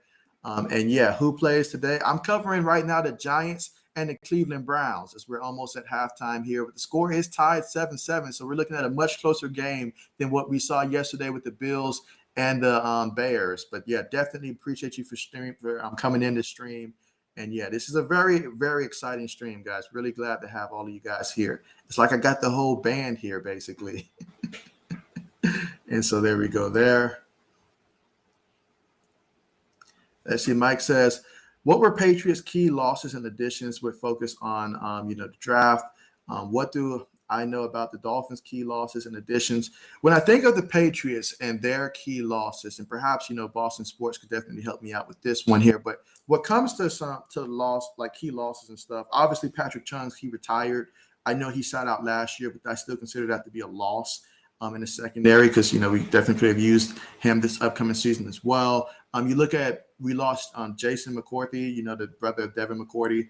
So just having those two brothers in the backfield, that I felt like that was huge, but in the defensive backfield. But now, having him gone to, I think it was the Dolphins or going to the Giants, one of the two. I know it's between those two teams. I can't remember which one he ended up choosing. But those were two losses right there. And then you think about on the offensive line, we had an offensive lineman that went to the Kansas City Chiefs that we did end up losing. I think he was a guard, if I'm not mistaken. I can't think of his name right now, but we did lose an offensive lineman that got paid a lot of money to go to the Kansas City Chiefs and help build up that offensive line. So those were some key losses right there for the Patriots. Right there. And in terms of the Dolphins and their key losses this past season for the Dolphins, I was so focused on what the Dolphins were able to gain, this past season, especially adding a guy like Will Fuller and company. In terms of what they actually lost, I know they lost Kyle Van Noy, who went back to the Patriots, so that was a key addition there for the Patriots. But in terms of what all the Dolphins actually lost in terms of obviously losing Ryan Fitzpatrick, I felt that was big. I know the guy was a backup quarterback, but you had a guy that you knew you can count on that can come in and save the day. So losing him, losing Kyle Van Noy, guys like that, that's what I think of when it comes to Miami. I think they lost a lineman too. But yeah, those are some of the things off the top of my head without doing any research. Let's see. Boston Sports says, I don't mind Harry, but I can't stop thinking of if we could have drafted DK. Just like how Bear fans, I'm pretty sure, for the longest were thinking about, oh, man, what if we would have drafted Patrick Mahomes? Or, oh, man, what if we would have taken Deshaun Watson before the whole allegations and stuff? But they ended up with Mitchell Trubisky instead. That's how I feel about N'Keal Harry when we look at the guys that was right behind him. And I'm like, if only we could have. Imagine a DK Metcalf. I guarantee you, if we had a DK Metcalf, that might have changed things. Maybe Brady wouldn't have wanted to leave if he had guys like that to throw to down there. And when he was with the Patriots, but yeah. So Mike says Jay in the Bay is the man for 49ers. You better believe it. Yeah, Jay in the Bay is the man for 49ers. He's I've watched this man journey because when I first got started as a YouTuber and stuff, I believe I stumbled across his channel around like that February timeframe. So I've definitely seen a tremendous amount of growth. But yeah, he produces 49ers content. That's what he focuses on. His channel is dedicated to the 49ers, the 49er faithful. And yeah, they have a lot of live streams constantly going, and he keeps them up to date with everything 49ers. So definitely do check out his channel if you haven't already. Jay in the Bay. Let's see. The Sports Blitz says, same Boston sports fan. As a Panthers fan, you said we traded up for Greg Little, then traded him for a 7th. Well, if this makes you feel any better about that Greg Little trade, at least he was better than what Isaiah Wilson was for the Miami, for the Tennessee Titans when they drafted him. At least he was a little bit better than that. Now I think we can all agree to that. So, but yeah, you always hate when that happens for your team. You end up drafting the guy early on. You have high expectations for him, and then just a year or two later, you come to find out he's either 4th or 5th string on the depth chart, or you trade him for a 7th round pick, or you end up cutting him for nothing because he really doesn't produce to the team. And then you look at everybody else that could have been. And so, but that's what comes with the draft, honestly. Some of these guys, they're not going to pan out because, honestly, at the college level, at least in the past, in the college level, when they wasn't getting money, some of them might have been money motivated. So then they get paid and all of a sudden they lose focus or something. And then there's others, it's just not a good fit for them. You draft a guy and you envision something for him, but he may not actually be able to excel in that scheme. And then he goes somewhere else and turns out to have a pretty good career. So there's different aspects of it, honestly. And then some guys, it takes them a while to get going. If you think back to Marshawn Lynch when he was drafted by the Buffalo Bills, Marshawn, he was still, beast mode, but it took him a while before beast mode was activated. Then he went to Seattle and it all came together for him because his running style, I think it just took for him to get just a lot bigger and all like that and keep getting stronger and stuff for the style of play that he likes to run. And then it just took off for him when he went to Seattle. So sometimes it's scenarios like that. Let's see. Mike says, close game. The Bills slapped the taste out of teams. Yeah. Yeah, they really did. And so I believe the Buffalo Bills, if I'm not mistaken, do they open up with the New York Jets to open up the season? I believe that's who they open up the season with, if I'm not mistaken. But yeah, Zach Wilson and company, they better bring it. That's all I can say. They better bring it. That is indeed the opening game for them. And so, yep, there you go. Let's see. Adeshak says, who do I think is the best backup quarterback in the NFL? Yeah, and so this backup quarterback is because I assume that he's going to actually be the backup quarterback, even though it's technically a quarterback competition, as they say. But Teddy Bridgewater right now, if you're looking around the league in terms of backup quarterbacks, because he's certainly someone that we saw what he did when he stepped in for Drew Brees when he was a backup for the Saints. He was able to come in, keep that team afloat, and not just keep this team afloat. They did pretty good and all like that. Now, he's not going to go out there and win you a ball game, but in terms of just going out there and throw 350 yards, that's just not his game or anything like that. But he's smart. He's going to make the right reads and stuff. And as a coach, you can pretty much run your offense and stuff the way that you need to, and he can come in and run it at a high level. Teddy Bridgewater, if you remember back and when he was in Louisville, and I know Louisville had this thing where they would sit quarterbacks and have them basically just sit on the bench the first year and just learn and just, be able to read, what the defense is doing. And they really took their time with that. So guys like him benefited from that. And so obviously we know when he was in Minnesota, he ended up getting hurt and that cost him his starting job. But I think the backup role, he is perfect for that. He's someone that as a backup, I'm not scared if he comes in and he starts 5-6 games throughout the season. I don't think that ruins my season. A lot of other backups, I think that probably ruins the season. And of course, and that's right, the 49ers game is going to be later today. And so definitely let me know, Jay and Bay, what are you going to be doing for the 49ers game? Are you going to be like streaming that game? Or are you going to be doing a post game? Definitely let me know so that way we'll be aware of what you'll be doing for that game on your channel later today. But yeah, the 49ers do play later today. Yes, for sure. Let's see. Mike says, why was the 49ers quarterback having struggles last year? What other quarterback options? Any good receivers? Well, just to recap the 49ers last year and what really happened with these 49ers, it was simply just a matter of fact that you ever wake up one day and it's just not your day. Well, the 49ers woke up and it just wasn't their year. Injuries after injuries after injuries. You name a star player on their team, he was hurt. Whether we're talking the offensive side of the ball, the defensive side of the ball, like they saw I'm talking about they went through so many different quarterbacks last year because of injuries. And then not only that, when your defense, your best players, when the defense starts getting hurt, so now you can't get those turnovers and stuff. Obviously, Jimmy was hurt. And then you look at some of the backup quarterbacks they went through. I mean, a lot of guys ended up getting injured last year. And so it was just a crazy year all around. And it's hard to have success when the pieces around you are constantly, going in and out the lineup. I mean, even the running back position, like they really went deep into that running back depth chart. And so then George Kittle, the best offensive weapon, in my opinion, like he ended up going down as well.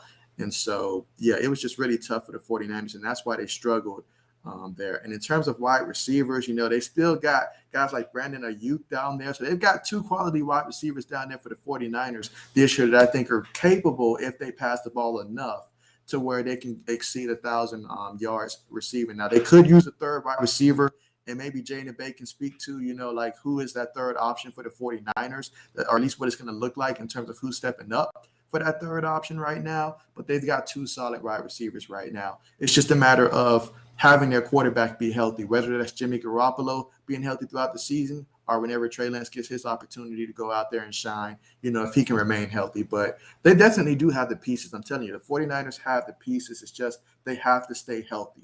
That's their biggest flaw. I mean, I'm not going to say flaw. That's their biggest obstacle this upcoming season, So it's going to be a lot on them and to make sure that they do everything within their power to put guys in the position of not getting injured, which is really hard to do, honestly. But yeah. Let's see. Boston Sports says Joe Juwan has perfect height though, and that's really big when it comes to like those goal line plays and stuff, and then those jump ball situations. Height for a cornerback is really really big. Because sometimes you can be in a perfect position, but the receivers you're going against a tall receiver that can just go up there and snag the ball. That puts you at a disadvantage. But if you have some height, that puts you in a better position for those higher passes. So absolutely.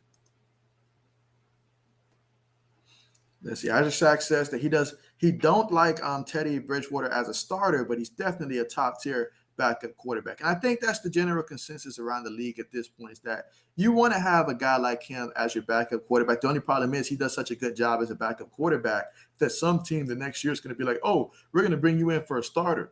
No, he's a good backup. He's good to come in and relieve guys. If football had relief quarterbacks, he'd be top tier relief quarterback. Okay. But he is not the man that you want to start from start to finish, because you need the difference between a backup quarterback and a starting quarterback. You need your backup quarterback to come in, go about, say, 20 of 28 out there, throw for about 225 yards, throw maybe one touchdown, no interceptions. That's something that you probably need from your backup. But your starting quarterback, you might need him to go out there, throw for 350 yards, throw for 4 or 5 touchdowns, and win the game.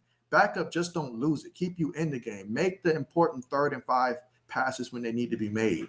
And that's what Teddy Bridgewater can do. He can make those 3rd and 5 passes when they need to be made, but he shouldn't be out there trying to throw 300, 400 yards. That's just not his game. Let's see. The sports, and there you go, Boston Sports. He just subbed to the Sports Split. So definitely, guys, do follow up on that if you haven't already. But yeah, definitely going to be looking forward to working more with the Sports Splits in the future, so you guys will be able to see more of the two of us. Jay in the Bay, let's see. He says that Jimmy G was hurt for 10-plus games. There you go. We had backup quarterbacks playing the majority of the games, as well as some of our best players suffering season-ending injuries. Yeah, and so even to this day, they still have to monitor the whole, Nick Bosa situation in terms of his return. They have to be extremely careful with that, because, Nick Bosa, he's a top-tier all-star on that defensive end, but you have to be careful about when they implement him back in and slowly ramp him back up, because his injury was just that big, and you really don't want to make it something that's going to continue to nag throughout the season or either throughout his entire career. But definitely, there you go. Jimmy G, 10-plus games. Whenever you lose your starting quarterback for 10-plus games, for most teams, that means your season is done right off the bat. And then you add the, losing George Kittle as well. Running backs were in and out. It was absolutely crazy last year how that stuff was going down. Like, you had to feel bad for the 49er fans, honestly. And so there you go. All right. So let's see. The Niners had a rough season injury-wise last year. And so, I think, that's they really did have a very tough thing. I don't know how any other team would have been able to overcome what they did, honestly. Most teams, if you had as many injuries as the 49ers had, you probably would have been in that conversation for a top 3 pick. I think the Jets and the Jaguars, they still probably would have had a worse season than you probably, unless you were just already going to have a bad year. But some of the top tier teams, they would have ended up with a top 5 pick, I think, for sure, with all the injuries that the 49ers experienced last year. That just goes to speak to the depth that those guys had, because they still had guys that were capable of coming in. And, like you CJ Beathard's of the world, they had guys like that can still come in and at least give some type of hope that maybe this could be a competitive game despite all the injuries that they had.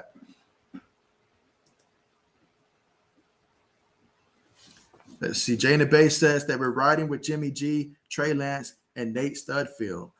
He says the best receivers are Brandon Ayuk, Debo. I forgot about Debo Samuel, and George Kittle. So there you go. Yes, and so that's why I say if these guys can stay healthy, I'm telling you, regardless who's in at quarterback, like I feel like both quarterbacks are good to the point to where it doesn't matter which one they opt to go with. Obviously, Jimmy G, he's the experienced one, so you want to go with him. But if Trey Lance gets his opportunity, that creates a whole different type of thing of what you can do with that playbook in terms of being creative. But they've got a good situation right there. They really do. And so, and it's always good when you don't have to force your rookie quarterback to go out there in terms of just putting him in a situation where he's not going to succeed.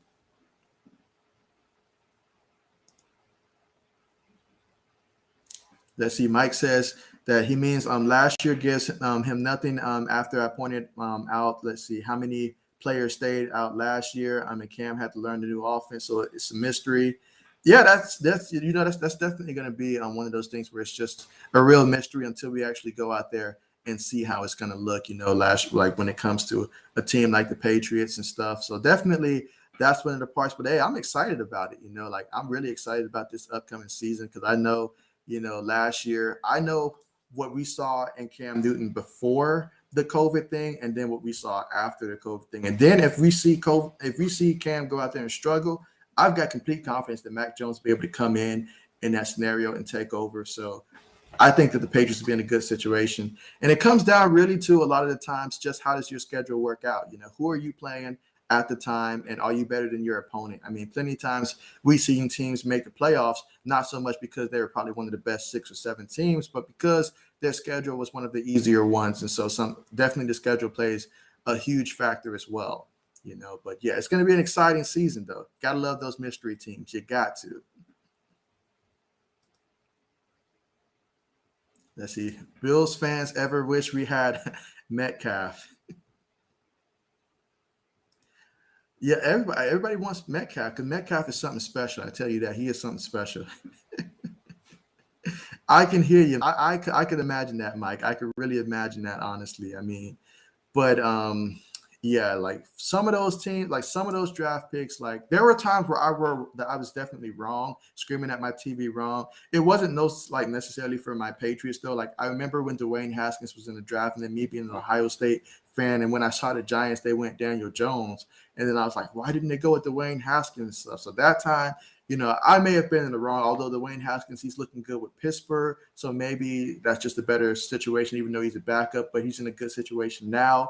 And maybe the Washington football team at that time just wasn't a good situation for him. And he did have some maturing to do as well, so we'll see how that continues to go as their careers progress. But right now it's looking like the Giants made that one right. Let's see. Addershak says that he agrees he's a very solid quarterback. Oh, yeah, Bridgewater is solid.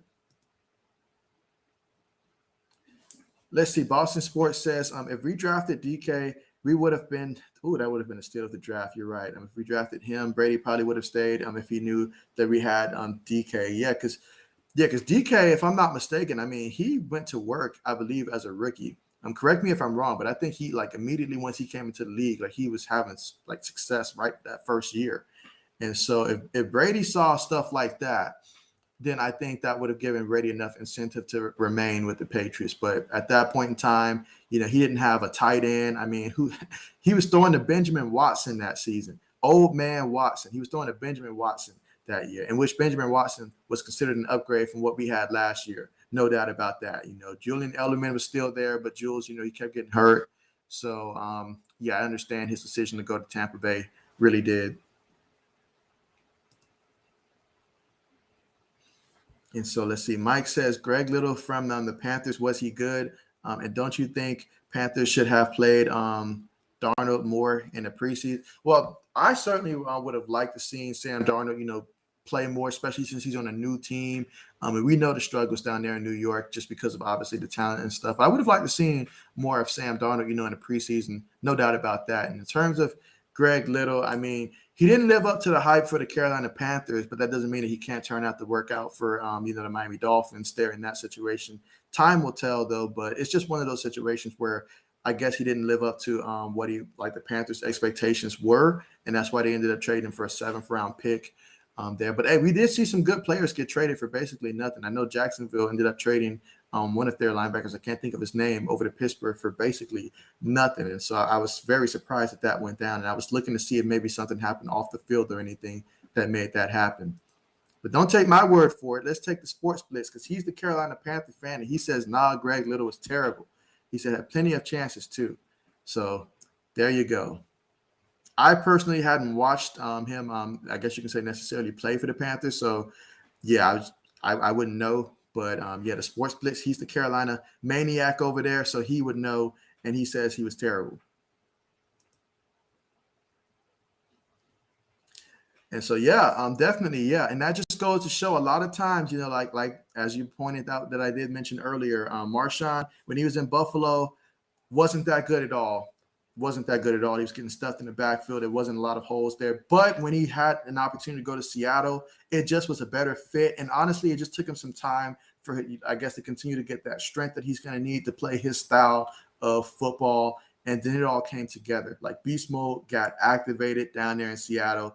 And then all of a sudden, and you would know, Mike, someone, for the Buffalo Bills, you would know. I'm pretty sure there were many times where you was like, why wasn't he running like that for us at that time? Because you guys were the ones that drafted him. You gave him the opportunity, and he didn't do that for you guys. But then he goes to Seattle, and all of a sudden, he becomes a different animal now. Let's see. Let's see. The Sports Blitz says that, and I wanted to see Darnold more, but I understand it 100% because we're playing again on Friday, and starters will play an entire half. That's one thing that I found very interesting because I honestly thought that teams were going to adjust and make like the second week be the week that you play all the starters, and then the last week be the week where you just play, your backups and stuff. But it seems like there's quite a good amount of teams that I'm hearing that they're going to want to play their starters into week 3. I guess with the extra bye week, it does make sense because technically that bye week would have been that 4th preseason week. So I guess it does make sense to do that. So I'm all for it. I mean, hey, it gives me more to look forward to next week rather than just seeing, a bunch of players that aren't going to make the rosters there. So there you go. Oh, so Buffalo opens with the Pittsburgh Steelers, huh? That's going to be a good one there because, I mean, Buffalo's offense versus Pittsburgh's defense, that's going to be a very nice matchup. I like that. And then, get to see Roethlisberger versus the Bills defense. That's going to be a really nice matchup there. Okay. Yeah, I'm all for that. That's a good one there. Let's see. The Sports Blitz says, yeah, hopefully Darnold and our O-line do well against the Steelers pass rush. Yeah, that's really going to be the okay. So is it Sam Darnold and company that's going to be opened up against the Pittsburgh Steelers here? Let me check real quick. Okay, but yeah, in terms of the offensive line for Sam Darnold, that's going to be really huge because he never had that with the Jets. He never had an offensive line, never had a running back that he could really rely on. Sure, he had Le'Veon Bell there, but Le'Veon at that point wasn't the same Le'Veon we saw down there in Pittsburgh. And that was confirmed for me when he went to the Chiefs, and he just didn't seem to be doing anything as well. So it wasn't just the Jets offensive line. It was just, a combination of a lot of different factors. But I'm excited for Sam Darnold, for Carolina. I think that he's going to have the best year that he's had so far as a pro. I personally don't know what that's going to look like yet, but I think it's going to be better than what we've seen so far from him. And so he's certainly not going to end up being a bust, I don't think, when it's all said and done. Mike says, how good is Hubbard, or is he a pass rush now? And so let's see. If you're referring to Chuba Hubbard, then for the Carolina Panthers, then he's a running back. So if that's what you're referring to there, I think he'd make a great backup running back down there in Carolina. Obviously, in the preseason stretch that we saw, he dropped quite a few passes, but I think he'll get that straightened out by the time the regular season starts. In terms of for Chuba Hubbard down there in Carolina. And yeah, they're going to need someone to replace Mike Davis in the role that he had because Christian McCaffrey, absolutely amazing. But I mean, one, you don't want to put too much on Christian McCaffrey because he can do it all, but you don't want to put too much on him. Second, you got to make sure that if he does go down again, you have someone that's capable of coming in. So yeah, Chuba Hubbard, I like his outlook for the Carolina Panthers, and I think he's going to be superb for them in the future for them. And let's see. Azure Shack says, do I think Damian Harris will have a 1,000-yard rushing season this year? Ooh, that is a very good question. Does he have the capabilities? He most certainly does. He has the capability, I think, of being a 1,300-yard running back. Will he do it this season, though? I have to think no. I have to think that he won't do it because I don't think Bill Belichick will allow him to do it. I think Bill's going to be he's going to utilize his entire depth chart. And then if there's one thing I've seen about Damian Harris, throughout the course of the game, he gets dinged up a lot, not to where he's going to be missing a week or too many weeks, but he does come out of games a lot because, he gets dinged up and stuff. So I'm going to say that if he does, it's going to be a low 1,000. It won't exceed 1,200 yards, but I think he'll fall just shy of 1,000 yards rushing this upcoming year because there will be games where Bill Belichick will just ride the hot hand, and the Patriots just have so many running backs to choose from this upcoming year that they don't need to run running back to get 1,000 yards. So I don't think that he will. But he's going to have a great season, though. He's going to have a lot of rushing touchdowns. And so there you go. Chuba Hubbard. And so, yeah. Let's see. Mike says, Robbie Anderson and Darnold know what's up. Yeah, that connection that they have down there in the Jets, and now they're going to be surrounded by a lot more talent than what they had down there during their time together at the New York Jets. So, and then you've got DJ Moore as well. So, yeah, I'm really intrigued with that. We saw the connection Robbie Anderson had with Teddy Bridgewater. That looked really good. So I'm excited to see him and Sam Darnold reconnect out there down there in Carolina. That's definitely going to be a good one.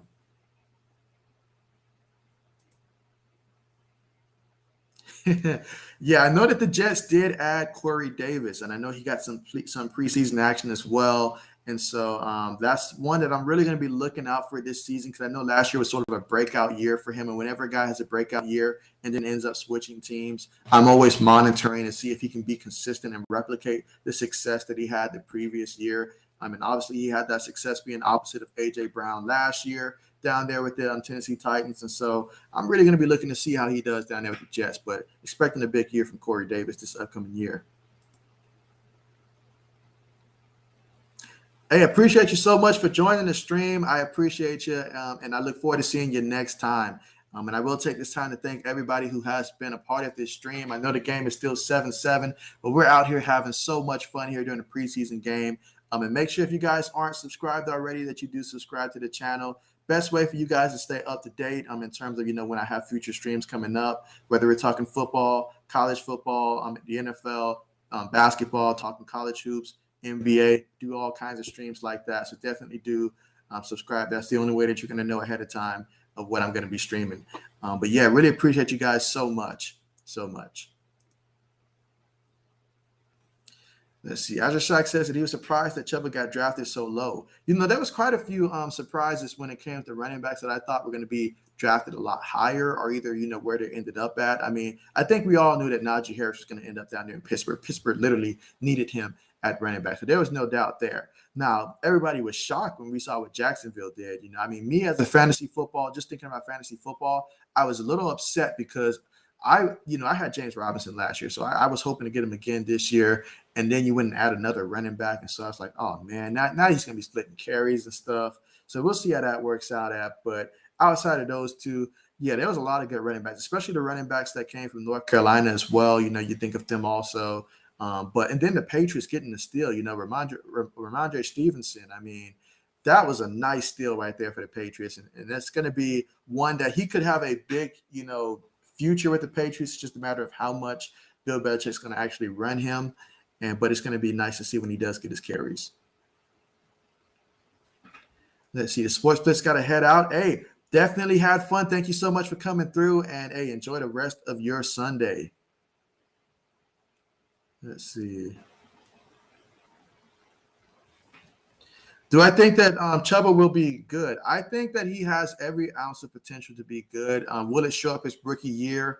That all depends on really, how much time he's going to get out there. Because Christian McCaffrey, when he's out there on the field, and believe me, someone who's, either whether you're an owner of, Christian McCaffrey in fantasy football or you're just a Carolina fan, you want C-Mac out there. There's just so many things that C-Mac can do. But occasionally, I think Hubbard can come in, take some carries off, for him, get him a good, 10, 12 carries in the game or something like that to try to keep Christian McCaffrey a little bit more fresh, especially with the extra game. So that way, hopefully, C-Mac can last later in the season. But, yeah, I think he's going to be good. I really think that he's going to be good. I think he's going to continue to get better. I think that by the time he reaches his third year in the NFL, that, yeah, he'll be something similar to if he's still in Carolina, he'll be equivalent to what Mike Davis was last year for them. If not, I definitely do think that his ceiling is going to continue to improve. And by the time he reaches year 3, I think that he'll definitely be considered a good running back around the league. Let's see. Shaq agrees. He says he was really good in college, and yeah, I really enjoyed watching him play at college. And so that's what you gotta love when you're watching college football. Not only are you enjoying the game, but you also get to evaluate and see some of these guys that way later on in the draft. When you take a guy in the 2nd, 3rd, 4th round, and they're doing great, you're like, hey, I knew that guy was going to be doing good because this is what he did in college, So it makes you feel some type of way. But yeah, he was definitely really good at the college level. Meanwhile, we have that completion there.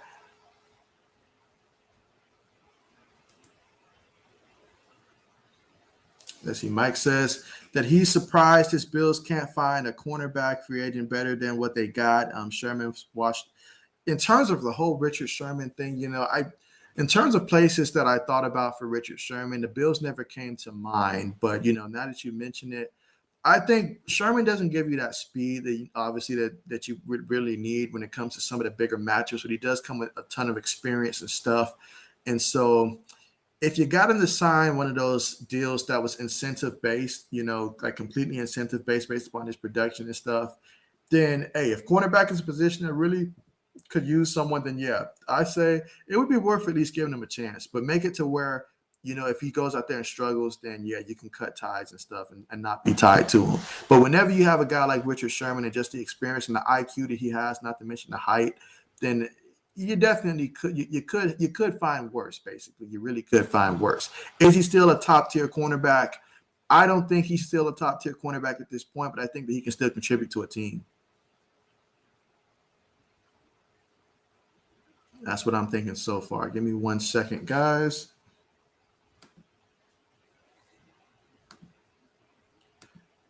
But yeah, look at that running game. And right now, will he take it all the way? No, he's about 3 or 4 yards shy of the end zone. And so, this score has been tied 7-7 for a minute, guys. It has been 7-7 for a minute.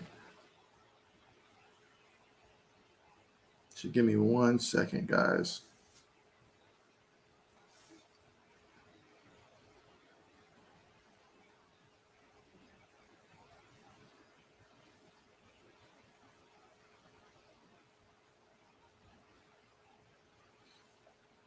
All right. There we go. Okay, so let's see. Meanwhile, we've got a touchdown by the Browns here. So, yes, our first points of the second half, and Cleveland is taking the lead. Which team is Joe Duran on at cornerback? Yeah, he's with the Patriots. And so, yeah, there you go. The New England Patriots. Let's see. Mike says, who's better, Trubisky or Bridgewater now? Bridgewater. Yeah, Bridgewater is still better. I would take Bridgewater. Trubisky, he looked really nice down there in Buffalo. So maybe Buffalo might be a really good fit for him in terms of that backup role. But yeah, Bridgewater, I take first.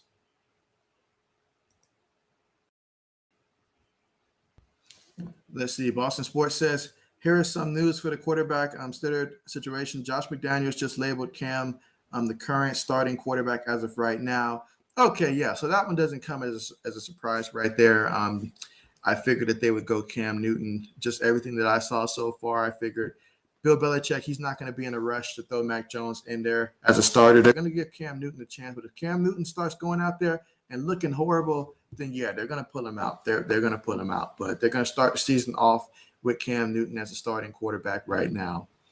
And so, it makes sense in the fact that if you start with Cam Newton and all like that, and then he struggles, you can switch to Mac Jones, and then, that doesn't cause anything. But if Mac Jones, you start him, and then he somehow were to struggle, now you've got to ride with that because you can't necessarily swap to Cam Newton at this point because it's just going to cause a whole confidence thing and just really crazy. But yeah, Cam Newton's going to be the starting quarterback for the Patriots as of right now. Azure Shack says if that's tough, he would say Trubisky currently standing though, so he was convinced. I guess he says if you can throw like that against the Chicago Bears, then you might be worth keeping. I guess he says, but I would take Teddy Bridgewater. If I'm a team that's contending for the playoffs, and as long as I got a good defense and some okay receivers and stuff, Trubisky made the playoffs with the Bears last year, but I think Teddy Bridgewater, I think Teddy Bridgewater gives you a little bit more consistency when you need it. But it's still close. Let's see. Mike says, thoughts on the Giants quarterback Jones as he seems to be struggling. When it comes to Daniel Jones, I feel like this is a make it or break it year for him in terms of very important for him to either show the coaching staff that he's either the guy, or if he goes out there and just looks average, then that's a different conversation. Now, I think that he can go out there and still play just above average and probably still come back another year. But if the Giants want to be the playoff team, then they're going to need for Daniel Jones to have the type of year. If you think back to when they were making the playoffs with Eli Manning, sure, he had a lot of years that was, a lot of turnovers and stuff, but he also had some good years as well, where he really went out there and lit it up. So Daniel Jones needs to be able to put together a very good year to be able to help the New York Giants be able to make the playoffs. This is all on Daniel Jones' shoulder here. The better he plays, the better that team will play. Because if Daniel Jones goes out there and he looks all the part of a first-round pick out there throughout the entity of the season, I mean, you look back on last year, they played against the Buccaneers, almost beat the Buccaneers. If Daniel Jones is playing at a very high level consistently, that's a game that they win. And so if he's playing at a high level, that changes a lot of things in terms of what I'm thinking for the Giants this upcoming season. And he's got the weapons to do so. And then if Saquon comes back and if he's healthy, that can change the entire narrative of the Giants. But if he goes out there and he looks average or he struggles and stuff, this team is going to struggle. This team is literally going to go as far as Daniel Jones can take them. And so that's what I'll say right there about Daniel Jones. Let's see. Ooh, Mike says this will be controversial. We love controversial stuff. But he says that the Edmonds brothers, that all three are overrated. And so there you go from Mike. Mike said all three are overrated. Not one, not two, but all three.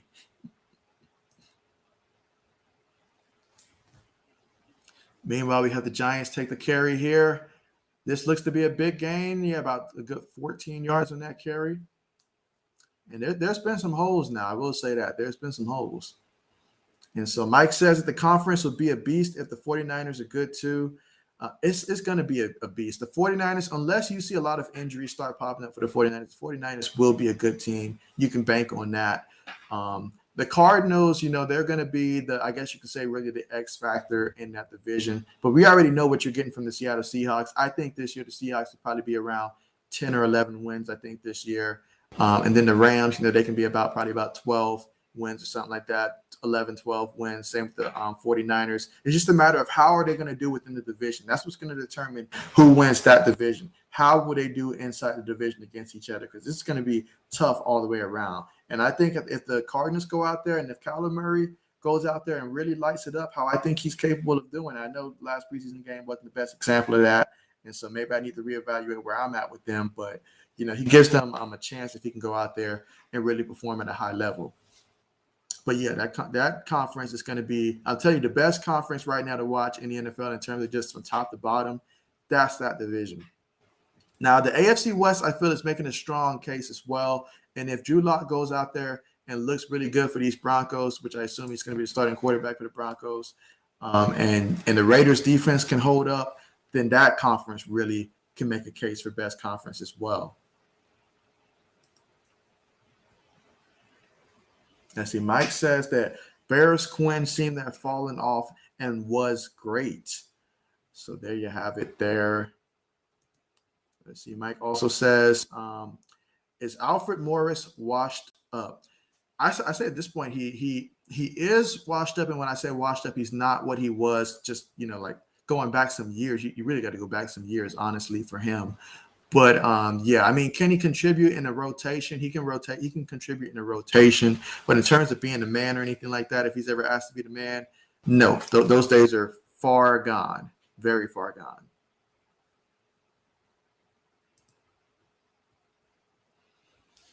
Let's see. Steven says that Mike Vrabel tested positive for COVID-19 today. Oh man, I'm sorry to hear that. I didn't know that. This must have been a very recent development. But man. Are they saying if he's developing, like showing any symptoms or anything, or just any type of information on that. But yeah, definitely hate to hear that from Mike Vrabel. Definitely. Oh man.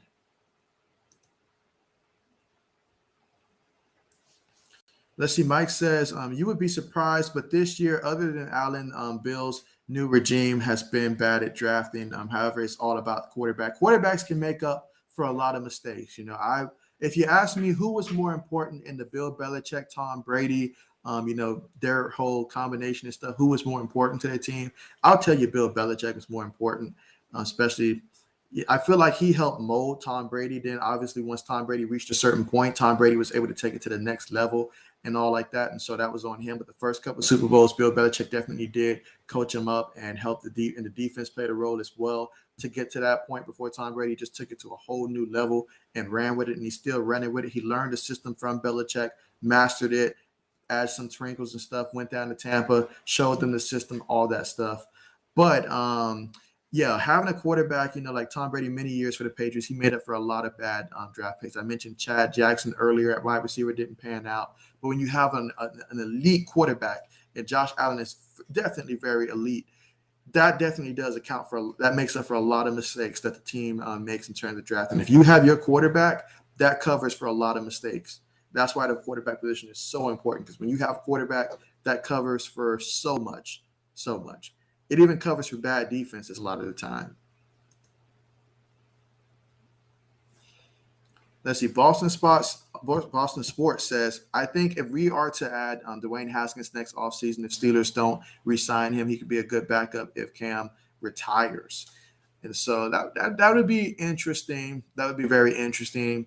I wonder how Josh McDaniels and his play calling would work for a guy like Dwayne Haskins. I personally think Dwayne Haskins is better off remaining in Pittsburgh. I feel like that would just probably be better for him. There's a certain type of Patriot way that the Patriot expectation is down there in New England, and Dwayne Haskins, I don't know if they're going to allow him to party the way that he wants to party and stuff. So that's one thing that we'd have to see if it came down to that. But hey, he's a former Buckeye, so I'm always supporting former Buckeyes. That is for sure.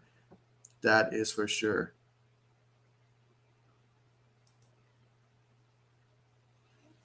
Let's see. Mike says that Bill spent the third on Harrison Phillips, probably not a starter. Plus his brother good too. Bill spent second on D. Basham. And so do I like him? And so I need to do a little bit more research on Basham, but in terms of spending the third on Harrison Phillips, he's probably not going to be a starter, I will say, but definitely could have a bright future in this league for sure.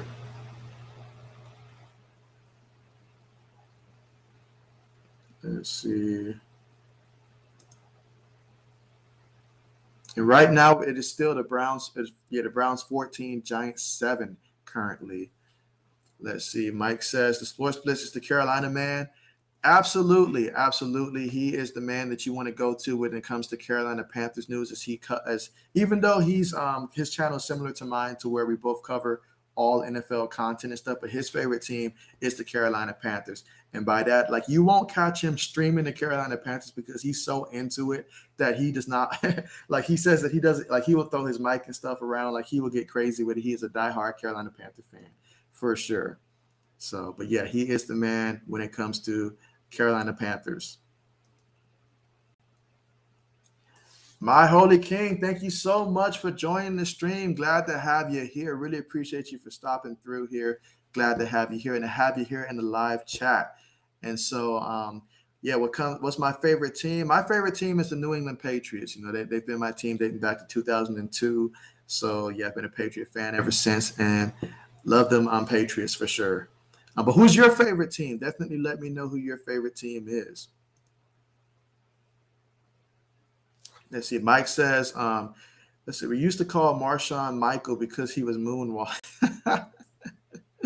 Yeah, I remember Marshawn down there in Buffalo a lot because, especially since I watched a lot of Patriot games, and then not to mention at that time living in Miami and stuff, just being able to see obviously they're going to show the Dolphins a lot as well, so that was more reason to see the Buffalo Bills and stuff. But yeah, Marshawn, that was funny. That was real funny. It's amazing how he loves Skittles though. That's just amazing. Let's see. Mike says, I mean, he ran bad because the Bills' line last owner had no money. Spent every first on running backs, and you know what, the Bills did have a bulk load of running backs back then. Zero offensive line, as you mentioned. I think of guys like Travis Henry. I know Travis Henry. He did play for the Titans as well. After leaving Buffalo, Willis McGahee. But yeah, all those guys, that they had at the running back position prior to having a guy like a Marshawn Lynch, So yeah, definitely they did have a lot of running backs that they did spend some early picks on, but not so much on the offensive line. So I feel you that I feel like both the Bills and the Dolphins, they took that approach. Let's do everything else but work on the offensive line during that time period, especially.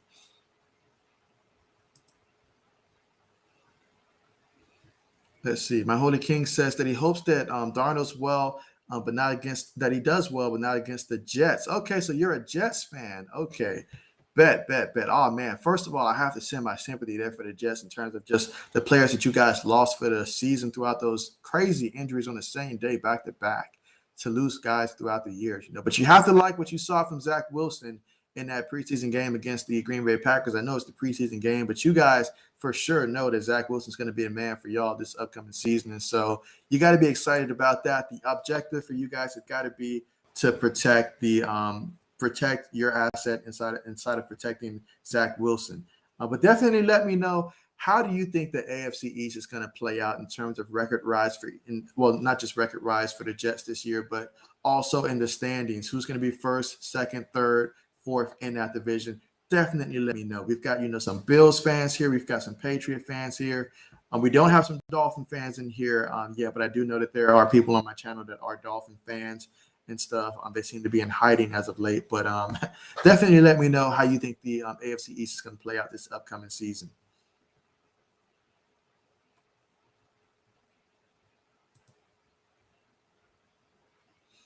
Let's see. Mike says, what we know about tight ends in Carolina, Donald needs safety valves. He does need some safety valves, but those receivers, they still the show down there in Carolina. That plus a healthy Christian McCaffrey. I cannot emphasize enough how a healthy Christian McCaffrey would be so vital to the Carolina Panthers this upcoming year, and for Sam Darnold to be able to go out there and have a lot of success. You think of Cam Newton and some of his most successful seasons, that's because he had a guy by the name of Christian McCaffrey in the backfield that was able to make life a lot easier. You throw it to him and let him go out there and make plays, because that's what C-Mac does. He makes a lot of plays. And so I'm excited about that. I'm excited about the possibility of, him connecting to, Robbie Anderson, DJ Moore, and then, Terrence Marshall. I think Terrence Marshall was a very good steal. Very good steal. Now, how did he slip that far? I don't know, especially, knowing how many teams could really use a guy like that. But that was really good on Carolina part to go ahead and get him. So I am really happy about that situation right there for the Carolina Panthers and for Sam Darnold, as this will be an opportunity for him to really go out there and show what he's capable of doing. So that's going to be fun to see, though. Let me get 1 second here.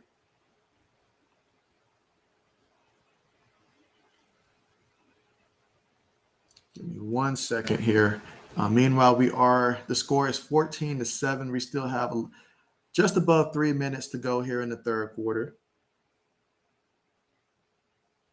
Let's see. Yeah, at the tight end position, though, I believe they got like Sam Darnold and stuff like that in terms of the tight end. So let's see. Holy King says that it wasn't Darnold's fault. They had Gase. Oh man, Adam Gase. I know you had to be excited when Adam Gase was finally relieved of his duties. That should have been happened. It should have never taken that. It should have never happened in the first place. Should have never been hired to begin with. If it wasn't as an offensive coordinator or something like that, I should have never hired him in the first place at all. Let's see. Mike says the Jets ruined quarterbacks, no O-line. However, Darnold can't run, but can he pass? I think that Sam, he's the kind of quarterback that, first of all, the first thing you want to do is restore his confidence.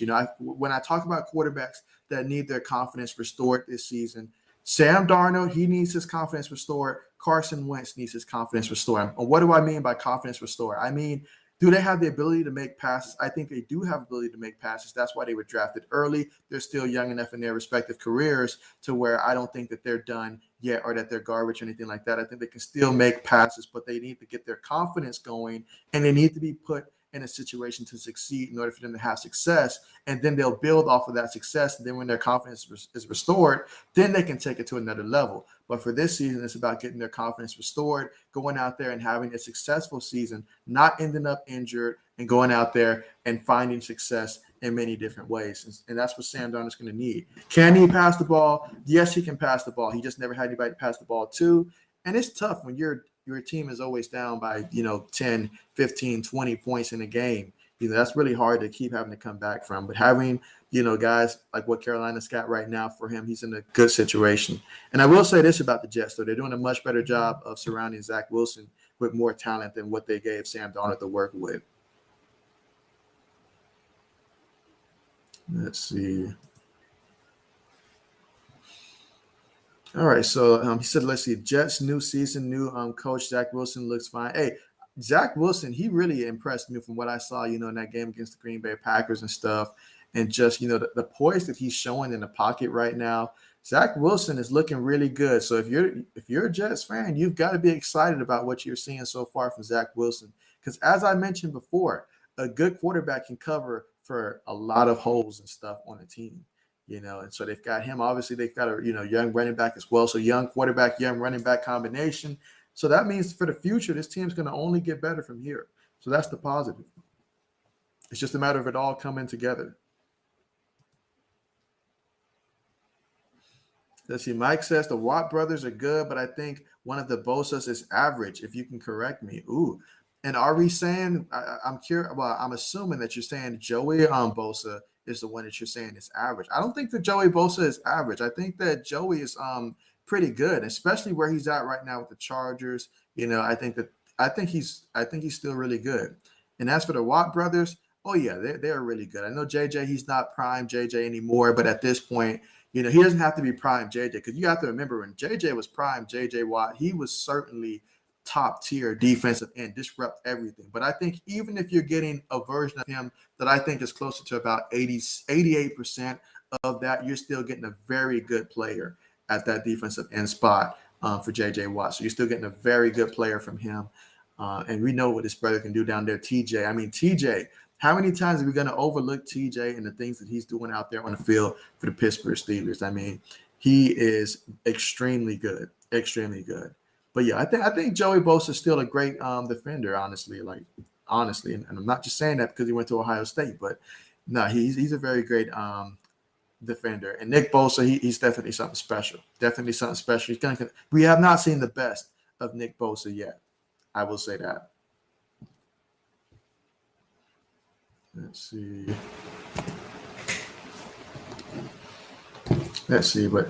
Holy King says that JJ Watt is finished time to retire. And so, yeah, he's definitely getting closer to the end. That is for sure. Now, what got me about JJ Watt was that, he said he wanted to go to he wanted to leave Houston. And at the time, if you think about what Houston had at that time, that he said he wanted to go to a team that was contending. So I thought he's going to pick one of the teams that we know for sure is going to be going to compete, for some type of Super Bowl run. Maybe, I don't know, go join his brother or something, or if not join his brother, then go join one of the top tier teams. But he chose to go to the Cardinals, knowing that the Cardinals are in a division that is filled with a lot of competitive teams. Not saying that the Cardinals aren't a good team, because I think they're going to be a good team, but in terms of a Super Bowl contending team, that's an entirely different conversation. And he said he wanted to leave Houston to contend for a championship, but he chose to go to the Arizona Cardinals. So we'll see how that works out for him. Let's see. Mike says that Terrence Marshall at receiver, LSU has got him interested. Yes, Terrence Marshall, he is going to be fantastic. He may very well end up, and as I'm saying this, I'm looking to think who are some other potential candidates, but he may very well end up being a receiver that ends up having the best receiving year. Honestly, I know that Carolina, they do have some other great options down there as well, but I still think that he can go out there and have a very solid rookie campaign. Very solid. And he's got big plays written all over him. And so I'm excited about him and his future in this league. That is going to be good.